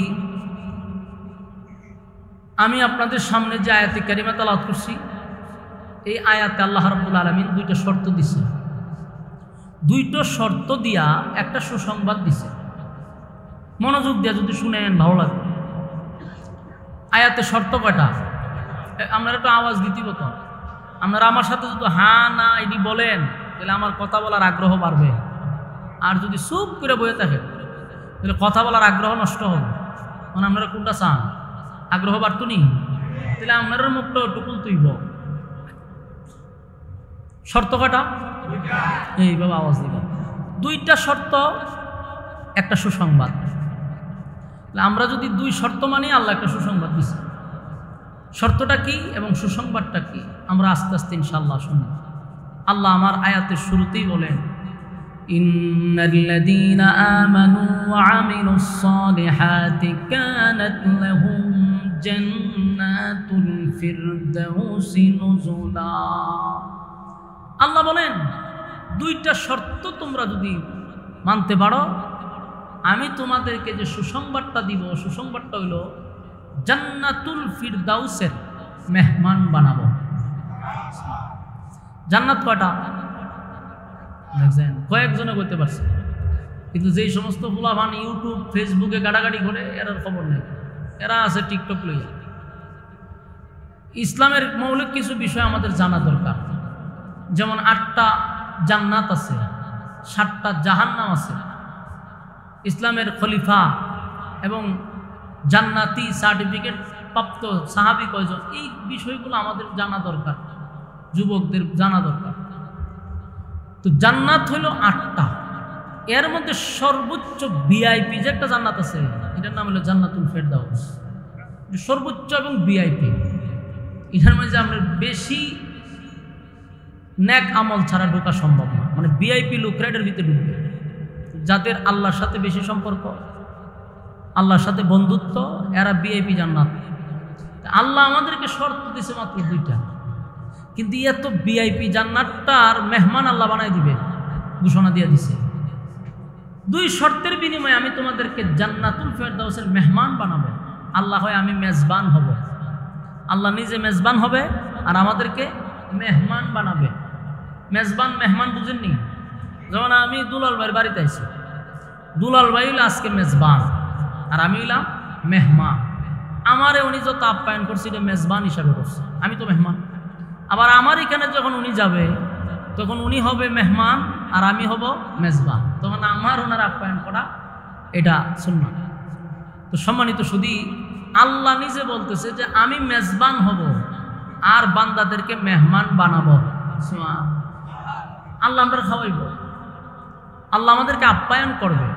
শর্ত হইল 2টা। ইল্লাল্লাযীনা আমানু, 1 নাম্বার হলো তোমরা ঈমান আনতে হবে। শর্ত কি? ওই যে কথা কয় না, 1 নাম্বার হলো ঈমান। ওয়া আমিলুস সালিহাত, 2 নাম্বার হলো নেক আমল। তাহলে 1 নম্বর হলো ঈমান, 2 নম্বর হলো নেক আমল। এখন এই ওয়াজ শোনার পরেই আপনারা সিদ্ধান্ত নেবেন, হুজুর প্রথম শর্ত আমরা মানছি। প্রথম শর্ত সবাই মানছে, কারণ সবাই এখানে ঈমানদার দাবিদার। আমার কথা কই না গা? সবাই ঈমানদার না বেঈমান? ঈমানদার। এখানে যারা বসছেন, যারা আসছেন, সবার একটাই দাবি যে আমরা ঈমানদার। তাহলে প্রথম শর্ত তো আমি মানছি, আমাদের দাবি অনুযায়ী আমরা ঈমানদার। এখানে যারা বসছে কেউ নিজেরে বেঈমান দাবি করবে না, সবাই নিজেরে, যে জীবনে কোনোদিন 1 ওয়াক্ত নামাজ পড়ে না, ঈদও যায় না, পশ্চিম দিকে উসুটকায় পড়েও না, সারাদিন গাজা মাজা লইয়া ফেরে থাকে, মুসমুস লাল করে লেছে, রোজা নাই, নামাজ নাই, হজ নাই, জাকাত নাই, ফরদাও নাই, হালাল হারাম তো মানেই না, সারা গ্রামে সুদের টাকা লাগাই রাখছে, তুলে আর খায়। এমন একটা ব্যক্তিরে যদি কি আপনি কন আমি ঈমানদার না বেঈমান, বুকের মাঝে 3টা তাপা দিবেন, আমি ঈমানদার। বাস্তব খুশি না অবাস্তব? আপনারা আওয়াজে বোঝা যায় আমি মিছা কথা বলছি। আমি আমার জীবনে বহুই রকম লোক দেখছি, হের জীবনে নামাজই পড়ছে না, সূরা ফাতিহাও পারে না, উজু কেমনে করে এটাও জানে না, কিন্তু আমি জিজ্ঞেসি আপনি ঈমান আসেনি ভিতরে? ভারী সভ্য না, পাক্কা ঈমানদার। বেঈমান হয়ে থাকতো না, বেঈমান হলে লাঠিতে বাইরে নিয়ে শুরু করবো। তাহলে দাবির বেলায় তারও কি আছে? ঈমান আছে। দাবি করতেছে আমার ঈমান আছে। সুদ, ঘুষ, জেনা, ব্যভিচার যা আছে সব একটা মানুষের দ্বারা হচ্ছে, কিন্তু দাবির বেলায় সে ঈমানদার। কথা হয় না দি? ঈমানদার। সব মানুষের একটাই দাবি, হুজুর আমরা ঈমানদার। এখন আপনি তারে বেঈমান বলবেন এমন কোনো সুযোগই নাই, বলার কোনো সিস্টেম নাই। একটা মানুষ নামাজ নাই, রোজা নাই, যেমনে মানুষ এমনি চলতেছে, কিন্তু দাবি করে ঈমানদার, আপনি তারে বলতে পারবেন বেঈমান? কেন বলতে পারবেন না? কারণ ঈমান মাফার থার্মোমিটার আপনি আমার কাছে নাই। ঈমান মাফার থার্মোমিটার নাই। জ্বর উঠলে দেখবেন ফার্মেসিতে কোনো ডাক্তার আনে, আওয়ার পরেই প্রথম বগল এই হাতটার উপরে তুলে বগলের নিচে একটা খাড়ি ঢুকাই পাবে, দেখছেন না আপনারা? ঢুকাইয়া কতক্ষণ রাখে, টান দিয়া বাইর করে হয় 102, মানে আপনার জ্বর 102। যে মেশিনটা দিয়ে মাপ, এটার নাম হলো থার্মোমিটার। তো এটা দিয়ে মাপলে বোঝা যায় আপনার জ্বর কত পয়েন্ট আছে। তো ঈমান মাপার থার্মোমিটার যদি থাকতো, তাহলে বেনামাজি কোনোদিন ঈমানদার দাবি করতে পারতো? ঈমানদার দাবি করলেই বগলে নিচে ঢুকাই দিলাম, ঢুকাই হলাম বয়াতা কতকার টান্দা বাইর করে বলতাম তোর ঈমান 0, এমনি ভিটা শুরু হইতো। আরেকটা বিষয় হলো, এই থার্মোমিটার বাইরিলে খালি সাধারণ পাবলিক ধরা পড়তো এমনটা না, বহু বক্তা ধরা পড়তো, বহু ইমাম ধরা পড়তো, বহু ফির ধরা পড়তো। কথা হয় না? মসজিদের ইমাম রাখার সময় তখন মানুষের যোগ্যতা জিজ্ঞাসা না, বলে হুজুর ইমামতি ঢুকার আগে আপনি বগলের নিচেটা একটু আলগি দেন, আলগি দিলে ঢুকাই দিল এটা খালি ঢুকাই কতক্ষণটা কেউ তো হুজুর আপনার ঈমান 0, আপনার পিছনে মনে হতো না। মান সম্মান লয়ে তাড়াতাড়ি ব্যাগ টুক লইয়া যান, নাহলে বাইরে মারলাম। ইমাম সাহেবগুলো সর্বনাশ, দৌড়। ফির যখন এত মুরিদ করবো তখন হয়তো ফির সাপ বগলের নিচে আলগি দেন, আলগি দিয়ে খাটি ঢুকাই দিত, ঢুকাই হয়তো ফির সাপ আপনার তো ঈমান 0 পয়েন্ট আছে, আপনার কাছে মুরিদ হই কেমনি? বেজ্জতি এবার আগে তাড়াতাড়ি দৌড়েন, ফিরও দৌড়াইতো। নেতায় যদি আইতো বক্তব্য দিত, হয়তো আমার চরিত্র ফুলের চেয়ে পবিত্র, হয়তো পবিত্র আর অপবিত্র পরে আগে বগুলের নিচে আলগি দেন, ঠিক নেই? নেতার বগুলের নিচে খাটি ঢুকাই দিত, ঢুকাইয়া কতক্ষণ টান্দা বাইরে হইতো, নেতাজি ঈমান 0, আপনার মতো এরকম ফতার হলে ভোট দেওয়া যেত না। বাইরেন বাস্তব না বাস্তব? বক্তা এসে ওয়াজ করতো, এখন আমার নিচে নামে হয়তো হুজুর ওয়াজ করবেন, পর আগে বগুলের নিচে আলগি দেন, অন আলগি দিয়া আয়না টান্দা করতেন, হুজুর আপনার তো ঈমান 0, বাড়ির যান গিয়া বেজে দিবার আগে। বাস্তব না বাস্তব? তার মানে এই সিস্টেম যদি আল্লাহ চালু করতো, কেউ বাঁচার কোনো সুযোগ নাই। কথা বল না দি? যেহেতু আল্লাহ থার্মোমিটার দিছে না, তাই সুদ করেও হয় আমি ইমানদার, ঘুষ করেও হয় ইমানদার, বেনামাজিও হয় ইমানদার, বেফরদাওয়ালাও হয় ইমানদার, টেন্ডারবাজেও হয় ইমানদার, সাদাবাজেও হয় ইমানদার। বাস্তব না বাস্তব? কিন্তু আমাদের কাছে যদিও থার্মোমিটার নাই, আল্লাহর কাছে আসেনি। আল্লাহ তার থার্মোমিটার দিয়া দেখতেছে যে আমরা যে দাবি করি ইমানদার, মূলত আমাদের ইমান জিরো। এই জন্য কোরআনের প্রায় জায়গাতে আল্লাহ বারবার বলতেছে ইয়া আইয়ুহাল্লাযীনা আমানু। যত জায়গায় ইয়া আইয়ুহাল্লাযীনা আমানু, সব জায়গায় আল্লাহ ইমানদাররে ডাকছে, এরা ইমানদার, ঈমান আন। হে ইমানদার, জাহান্নামের আগুন থেকে বাঁচ। ইমানদার, আমাকে ভয় কর। তা আল্লাহ সব জায়গায় ইমানদার রে কয়, বেঈমান রে কয় না। ইমানদার রে কেন কয়? কারণ হে ইমানদার দাবি করে কিন্তু এর ইমানের কোটা জিরো। এই জন্য আল্লাহ আমাদের বারবার সতর্ক করতেছে, দাবি তো করো ইমানদার, কিন্তু আমি আল্লাহ জানি তোর ইমানের কোটা জিরো। এই জন্য সতর্ক হ। আল্লাহ বলেন ইয়া আইয়ুহাল্লাযীনা আমানু কু আনফুসাকুম ওয়া আহলিকুম নারা।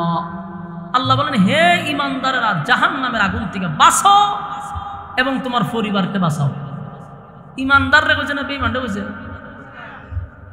ইয়া আইয়ুহাল্লাযীনা আমানু তাকুল্লাহা হাক্কা তুকাতিহ। আল্লাহ কয় হে ইমানদাররা, আমারে ভয় করো। ভয় করার মতো বেঈমানরা কইছে না ইমানদাররা কইছে? জোরে কোন? সব জায়গায় ইমানদাররা সতর্ক করে কেন? কারণ আমরা সাবাবাজি করতেছি, ইমান নাই, জিরো। সাবাবাজি দিয়ে আমরা ঠিক আছি। যেন আল্লাহ বারবার সতর্ক করতেছে, সাবাবাজি করলে চলবে না, সত্যিকারের ইমানদার হতে হবে। কথা কয় না? এই কথা তো না ভুলা লইছেন কেন? কথা কয় না, কথা কয় না। কথা কি মনোযোগ আছে? একটু মনোযোগ দেন। ভূমিকা আপনার আলোচনা বুঝতেন না। আপনারা তো বইও চিন্তা করেন যে সক্কাচার মারত, আগে তো বল বুঝতেই বল।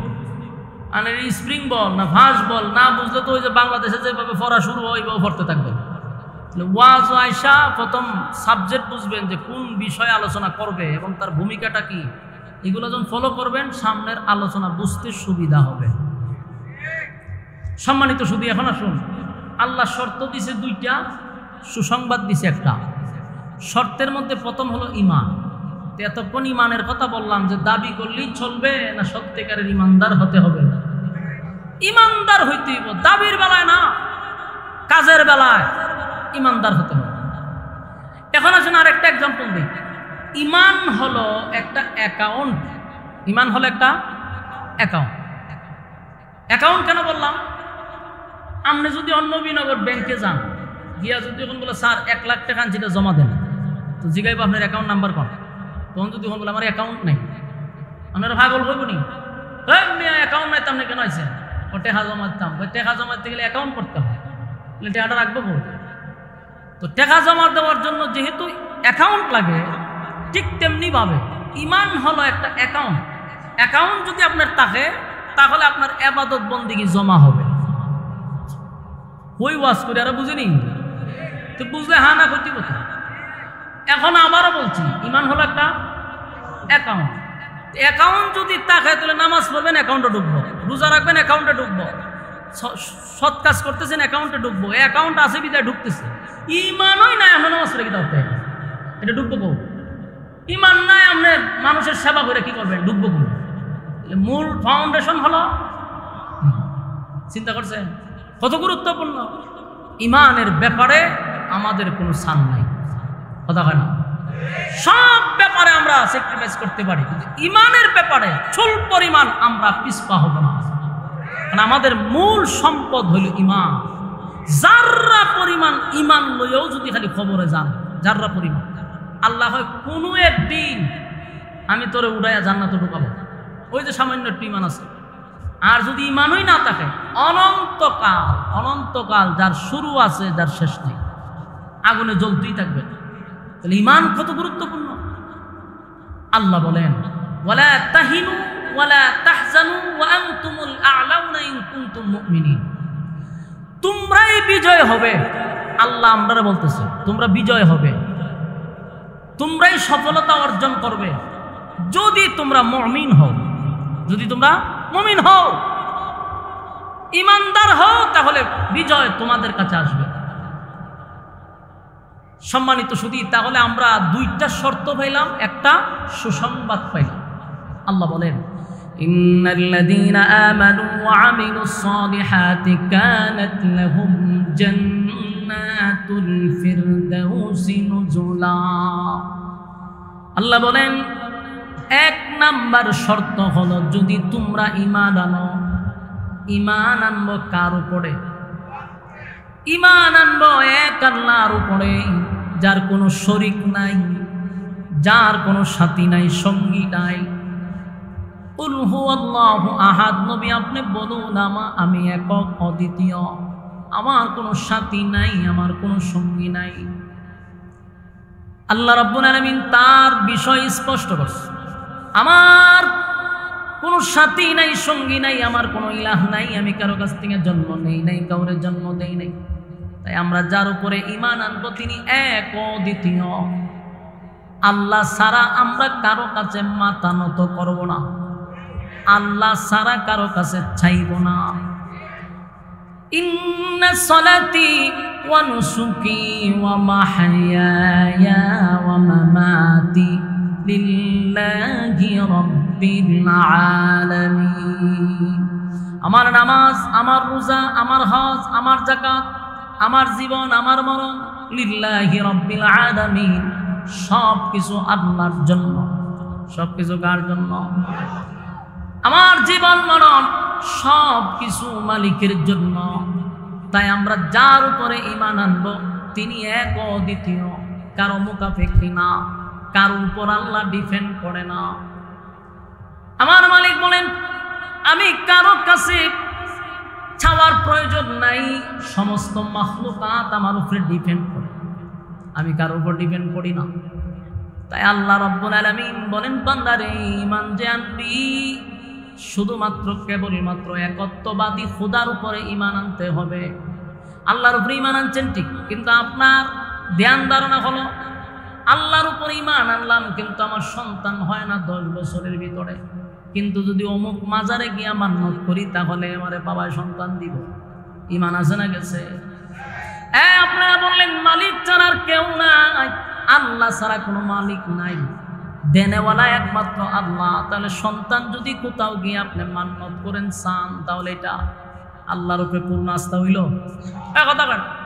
সন্তান দেওয়ার মালিককে, সন্তান দেওয়ার মালিক আল্লাহ। তাই চাইতে যদি হয় আল্লাহর কাছে দোয়া করবেন, রব্বি হাবিলি মিনাস সালিহিন, আল্লাহ আপনি আমাকে একটা নেককার সন্তান দান করেন।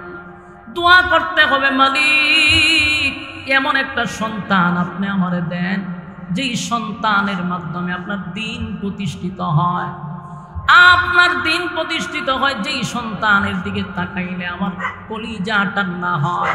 এই কথাগুলি মালিকের কাছে গভীর রজনীতে জায়নামাজে বৈশা যদি আপনি চাইতেন, আমার আল্লাহ আপনাকে সন্তান দিত। কিন্তু মানুষ এমনটা হয়ে গেছে, লাল শালুর কাছে গিয়া এক ডেক খিচুড়ি দিয়া কয় বাবা সন্তান নাই।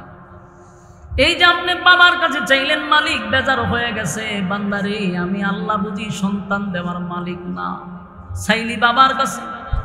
মালিক বলেন সব তো বরদাস্ত করি, কিন্তু একটা বিষয় আমি বরদাস্ত করতে পারি না, এটা হলো আমি আল্লাহ ছাড়া যদি বদলা কারো কাছে চায়, এটা আমি সহ্য করতে পারি না। দুনিয়ার সব গুনাহ মাফ হয় গো, কিন্তু শিরিক নামক গুনাহটা আল্লাহ মাফ করে না। সাবধান সাবধান, ঈমান আমাদের সবচেয়ে বড় সম্পদ। এই সম্পদ যদি একবার কারো কাছ থেকে চলে যায়, দুনিয়াও বরবাদ, পরকালও বরবাদ, কোনো কাজে আসবে না আপনার, সব ধ্বংস হয়ে গেল। ছোট ছোট কথার মাধ্যমে ঈমান যায়। যেমন আমরা দেশে অনেক মানুষ বলে আমার ছেলেটা যদি বিদেশ না যাইতো না খাইয়া মরতাম, এরকম কথা হয় নেই? অনেক মানুষ বলে স্বাস্থ্য লোভে চা খায়, আর ফুলাটা বিদেশ না গেলে উপায় আছে না, বুঝে গেলাম বলে না খাইয়া। আল্লাহ বেজার হয় এই কথাগুলির দ্বারা, আল্লাহ বেজার।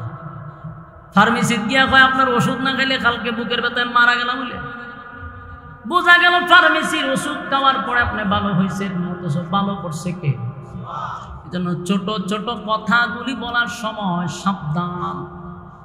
ছোট কথার মাধ্যমে ঈমান চলে যায়। আল্লাহ বলেন প্রথম নাম্বার শর্ত হলো ঈমান। যদি তোমরা ঈমান আনো, আমি আল্লাহ ওয়াদা দিলাম জান্নাতুল ফিরদাউসের মেহমান বানাবো। তাহলে ঈমান আনতেই হবে। এখন প্রশ্ন হলো ঈমান যে আমরা আনছি, যদি সত্যিকারের ঈমানদার আপনি আমি হয়ে থাকি, তাহলে লেখে রাখেন কসম খুদা, ইমানদারের উপরে ইমানি পরীক্ষা হয়, ইমানদারের উপরে ইমানের পরীক্ষা হবে। পরীক্ষা ছাড়া আপনাকে জান্নাতে ঢুকতে দিবে না, কারণ এই দুনিয়াটাই হলো একটা পরীক্ষার হয়। দীর্ঘক্ষণ সময় আপনারা মনোযোগ সহকারে কথাগুলি শ্রবণ করেছেন। আল্লাহ তাআলা বলনেওয়ালা শুননেওয়ালা উভয়কে কথাগুলির উপরে আমল করার তৌফিক দান করুক, আমিন। আপনারা এখানে প্রায় 5 বছর ধরে আমি আসতেছি। আমার দুলাল ভাইয়েরা যারা আছে এর সাথে একটা সুসম্পর্ক হয়েছে। তো আমার একটা আবদার করছে যে আগামী বছর যেন মাহফিলটা একটু পরে হয়। আমি বলছি রায়হান ভাই আছে, ওই জানুয়ারি অথবা ডিসেম্বরে যেন হয়, এটা তাদের একটা আবদার। ইনশাল্লাহ রায়হান ভাই যেহেতু আছে, প্রোগ্রামের ব্যাপারে রায়হান ভাই কথা বলবে, রায়হান ভাই যেটা বলবে এইভাবে সেটিং হবে ইনশাল্লাহ।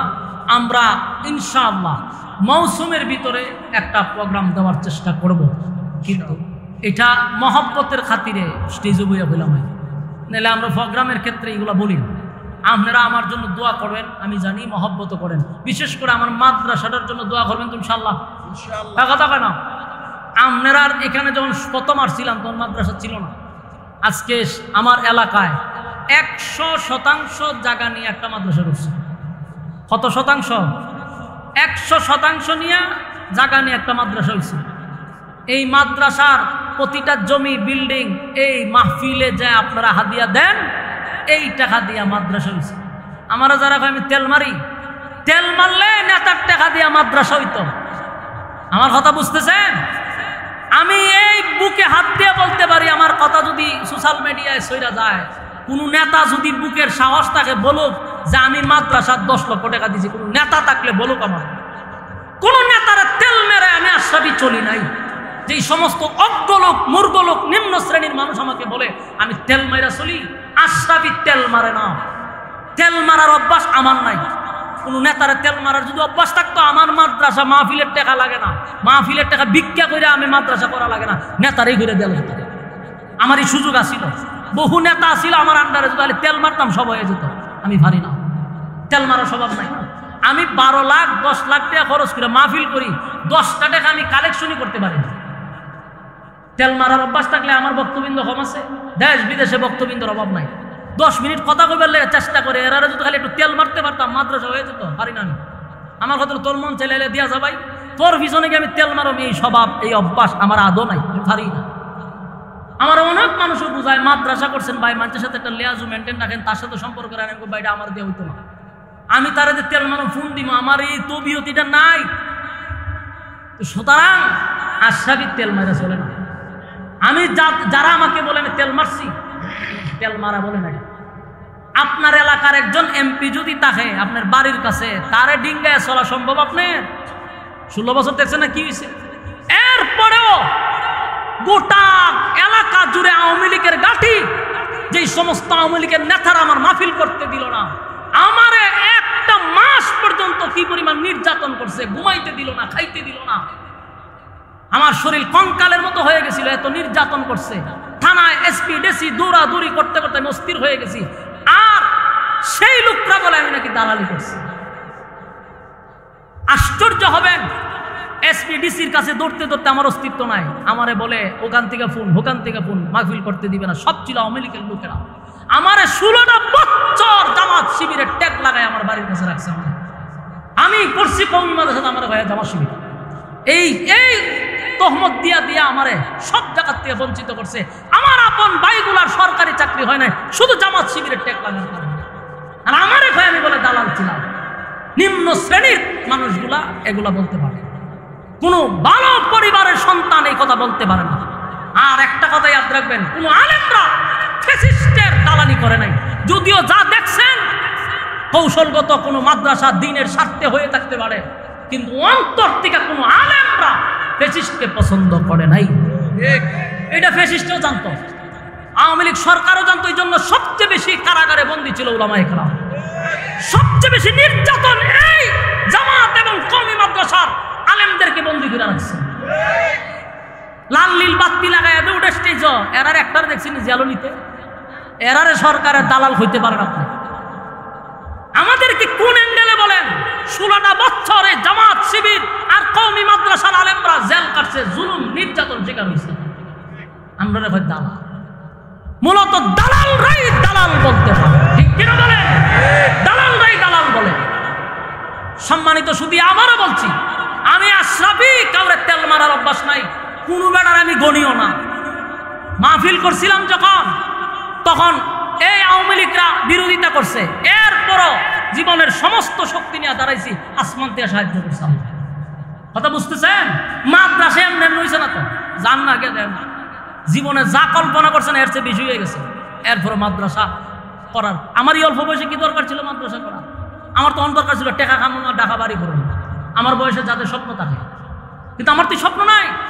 আমার যে স্বপ্ন থাকতো, আমার মতো বক্তারা এখন চলে গেলে আমার বয়স হোক, এরপরে মাদ্রাসা করুন, ওন যা খামাইবার খামাইলই ঢাকা শহর দু একটা বাড়ি করবো, ঠিক কিনা? এই স্বপ্ন তো আমার নাই। 100% জায়গা নিয়ে 3টা ভবন, ওয়াজ মাহফিলের টেকা মানছে এত টাকা নিয়ে কি করে? আর আমার প্রতিদিন কর্জা নিয়ে আমার খরচ করতে হবে। মাস ওয়াজ শেষ, আমার ঋণ করা শুরু হবে। একদিকে আপনার দিকে নেই, আবার দেই, আবার আরেকখানতে টাকা লই, আবার মাহফিলে যাওয়া লাগে। এরকম টানা এস্ত্রার মধ্যে চলি। মানছে কয় সর্বনাশ কত টাকা। রাস্তা মাদ্রাসা 8-9 জন শিক্ষকের বেতন আমার দিতে হয়, 100-150 জন ছাত্রের খাবার আমার দিতে হয়, মাদ্রাসা নির্মাণাধীন কাজ আমার করতে হয়। এরপর আলহামদুলিল্লাহ কিছু মুহিব্বিন মহব্বতের মানুষ আছে, কিছু দেয়, যদিও সেটা অনেকের কাছে অনেকগুলার মধ্যে অল্প হইতে পারে, কিন্তু মহব্বতের খাতিরে অনেকেই দেয়। আল্লাহ তো চালাইতেছে কোনো না কোনো ভাবে। তো আমার সবচেয়ে কষ্ট লাগে যখন কয় দালাল। আমরা দালালি করি না। যেদিন সরকার পতন হওয়ার আগে আমি আন্দোলনে ছিলাম, সেটার এখনো প্রমাণ আছে।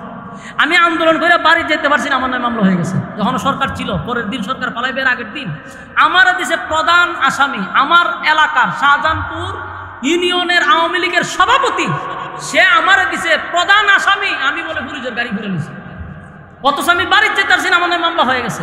আওয়ামী লীগের লোকেরা মামলা করছে, আর আমার এখন আমি আওয়ামী লীগের দালাল। চিন্তা করছেন, 16 বছর আওয়ামী লীগের মাধ্যমে নির্যাতিত, আর আজকে ফুটপাতের কিছু লোকেরা কয় আমি দালাল। আমি এটা বিশ্বাস করি, ভালো বংশের কোনো মানুষ এমন কথা বলতে পারে না। আল্লাহ বুঝার মানার তৌফিক দান করুক। আমি আপনাদের কাছে চাই, আমার মাদ্রাসাটার জন্য আপনারা শুধু দোয়া করবেন। আল্লাহ যেন এই মাদ্রাসার সুফল দেখাইয়া আমাকে দুনিয়ার থেকে বিদায় করে, সুফল না দেখায় যেন বিদায় না করে। এখন মাদ্রাসার একটা মসজিদ দরকার। 3টা ভবন হয়েছে, কিন্তু একটা মসজিদ নাই। এখন আমি মাদ্রাসাতে জুমা পড়াই, জুমাটা মাদ্রাসাতে পড়াই, দেশের বিভিন্ন মানুষ সেখানে যায়।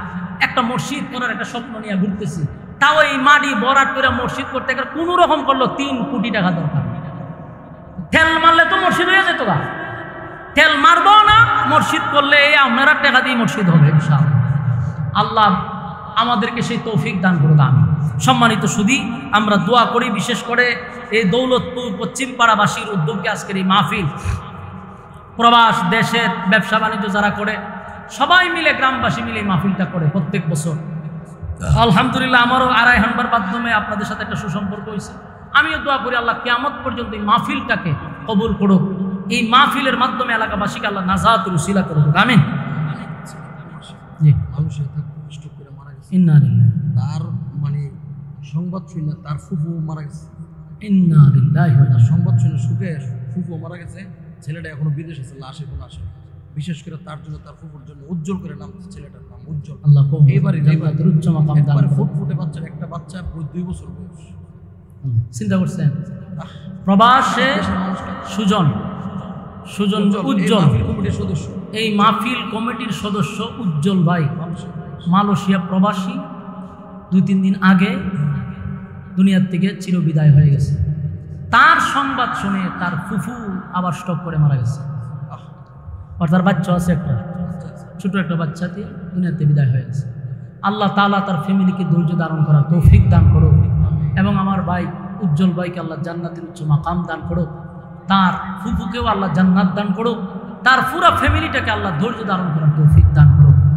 আমরা সবাই তার জন্য দোয়া করি। এই মাহফিলটার জন্য অক্লান্ত পরিশ্রম যারা করছে সবার জন্য আমরা দোয়া করব। আল্লাহুম্মা সাল্লি আলা মুহাম্মাদ ওয়া আলা আলি মুহাম্মাদ কামা সাল্লাইতা আলা ইব্রাহিম ইন্নাকা হামিদুম মাজিদ। আল্লাহুম্মা আমিন। ربنا ظلمنا أنفسنا وإن لم تغفر لنا وترحمنا لنكونن من الخاسرين ربنا لا تزغ قلوبنا بعد إذ هديتنا وهب لنا من لدنك رحمة إنك أنت الوهاب يا أرحم الراحمين يا حي يا قيوم الله يا حي يا قيوم الله রব্বুল আলামিন আপনার কুদরতি নজর দিয়ে একটু তাকান কত সাদা সাদা দাড়িওয়ালা মুরব্বীরা হাত বাড়াইছে আল্লাহ কত হাজী সাহেবরা হাত বাড়াইছে আল্লাহ এই মজলিসে কত ছোট ছোট মাসুম বাচ্চারা হাত বাড়াইছে নওজোয়ান তরুণ যুবক ভাইয়েরা হাত বাড়াইছে পর্দার আড়ালে আমার নেককার মা বোনেরা হাত বাড়াইছে আল্লাহ বিশেষ করে জাতির শ্রেষ্ঠ সন্তান হযরত উলামায়ে কেরামরা হাত বাড়াইছে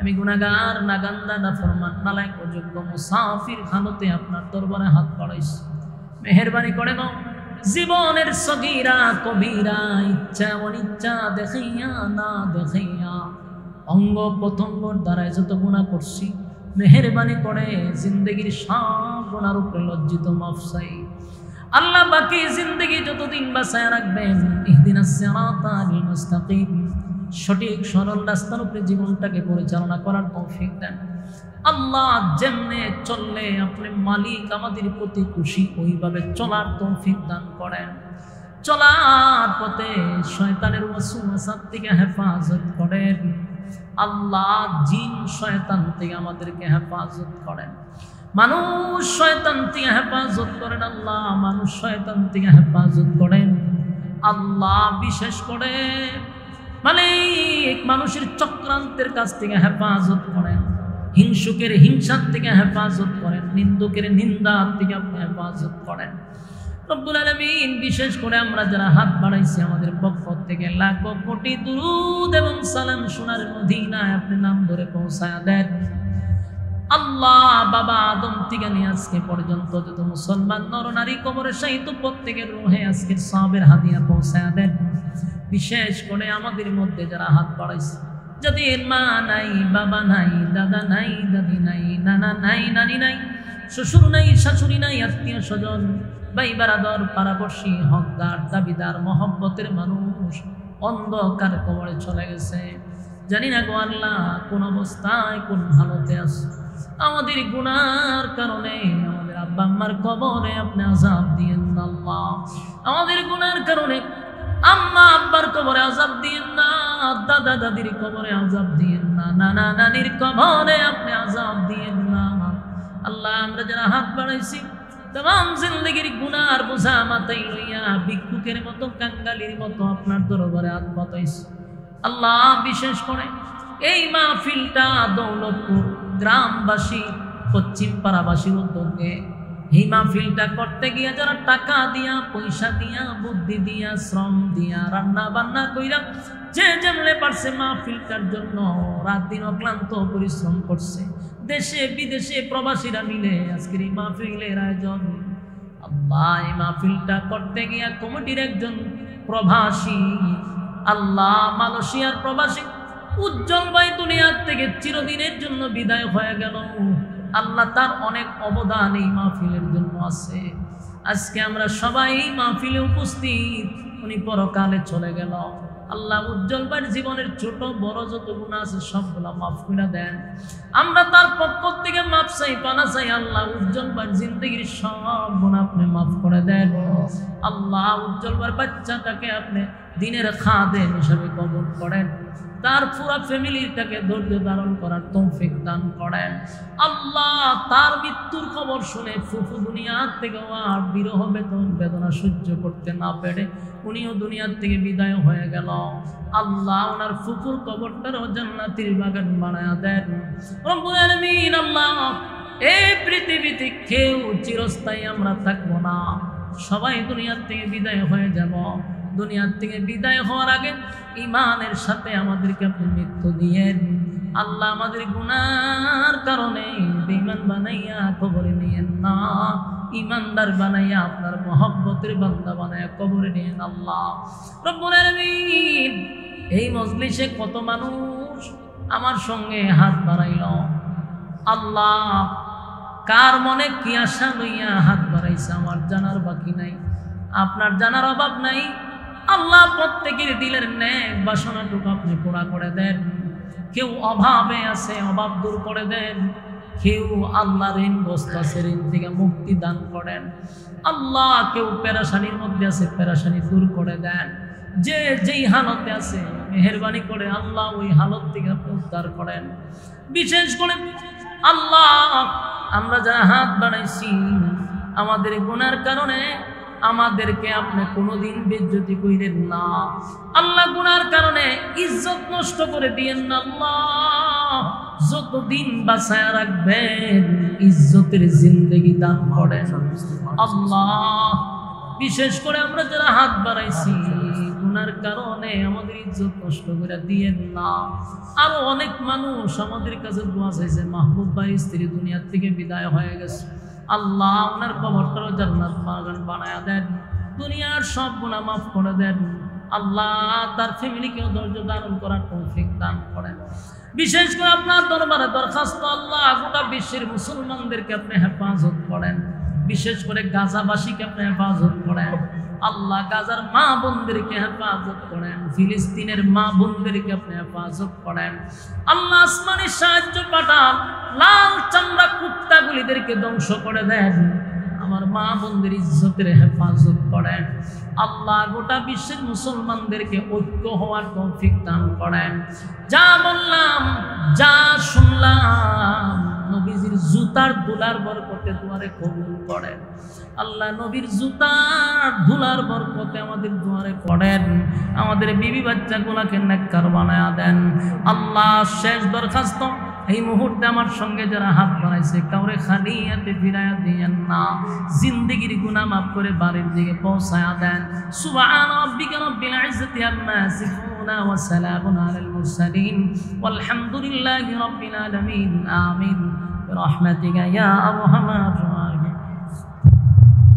আল্লাহি বিইজনিহি ওয়া সিরাজাম মুনীরা।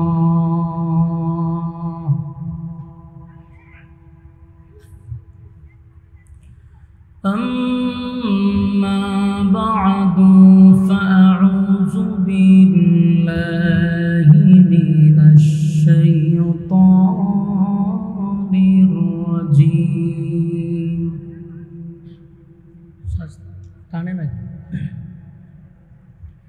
بسم الله الرحمن الرحيم.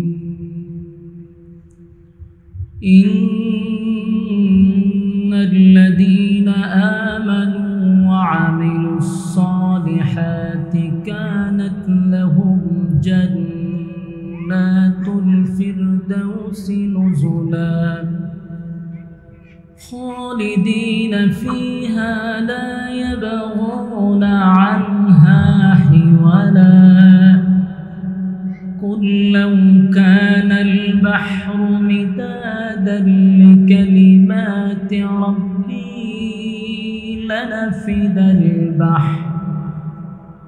لنفد البحر قبل أن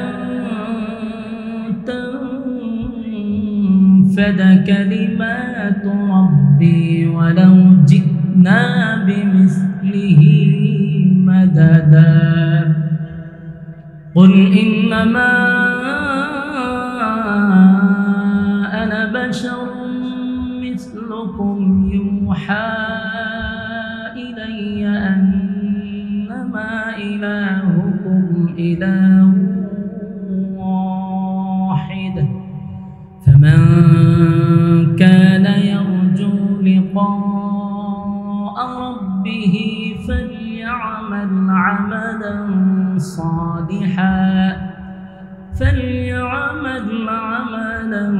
صالحا ولا يشرك بعبادة ربه أحدا. وقال تعالى يا أيها الذين آمنوا اتقوا الله حق تقاته صدق الله العظيم. শরীফ পড়ি আল্লাহুম্মা সাল্লি আলা মুহাম্মাদিন ওয়া আলা আলি মুহাম্মাদ কামা সাল্লাইতা আলা ইব্রাহিম ওয়া আলা আলি ইব্রাহিম ইন্নাকা হামিদুম মাজিদ আল্লাহুম্মা বারিক আলা محمد وعلى آل محمد كما باركت على إبراهيم وعلى آل إبراهيم إنك حميد مجيد मेरा दिल तलब रहा है मेरे जल रहा है सीना ए दवा वही मिलेंगी मुझे ले चलो मदीना बलगल उला हल्का ही कुरा कर हल्का ही बिजमालिही हसनत जमीअ खसालिही सल्लु अलैहि मदीना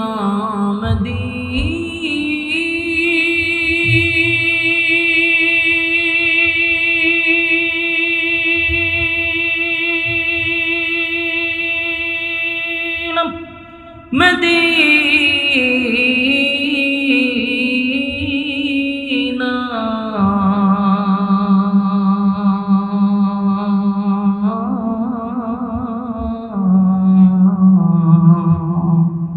मदीना मदीना मुमिनों की गुनगुना है दीदारे मदीना बलगल उला बिकमालिही कशाफत तुजा बिजमालिही हसनत जमीअ खसालिही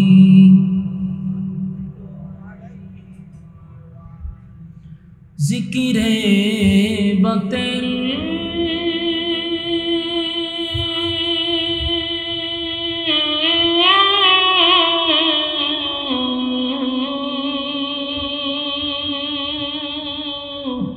को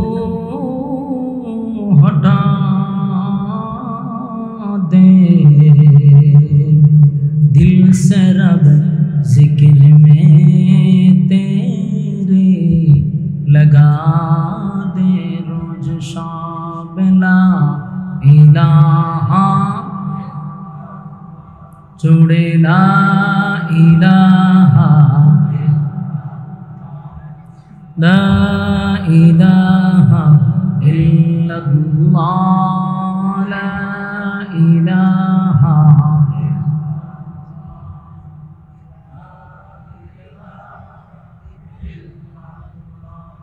لا إله إلا الله لا إله لا إله إلا الله محمد رسول الله صلى الله عليه وسلم الحمد لله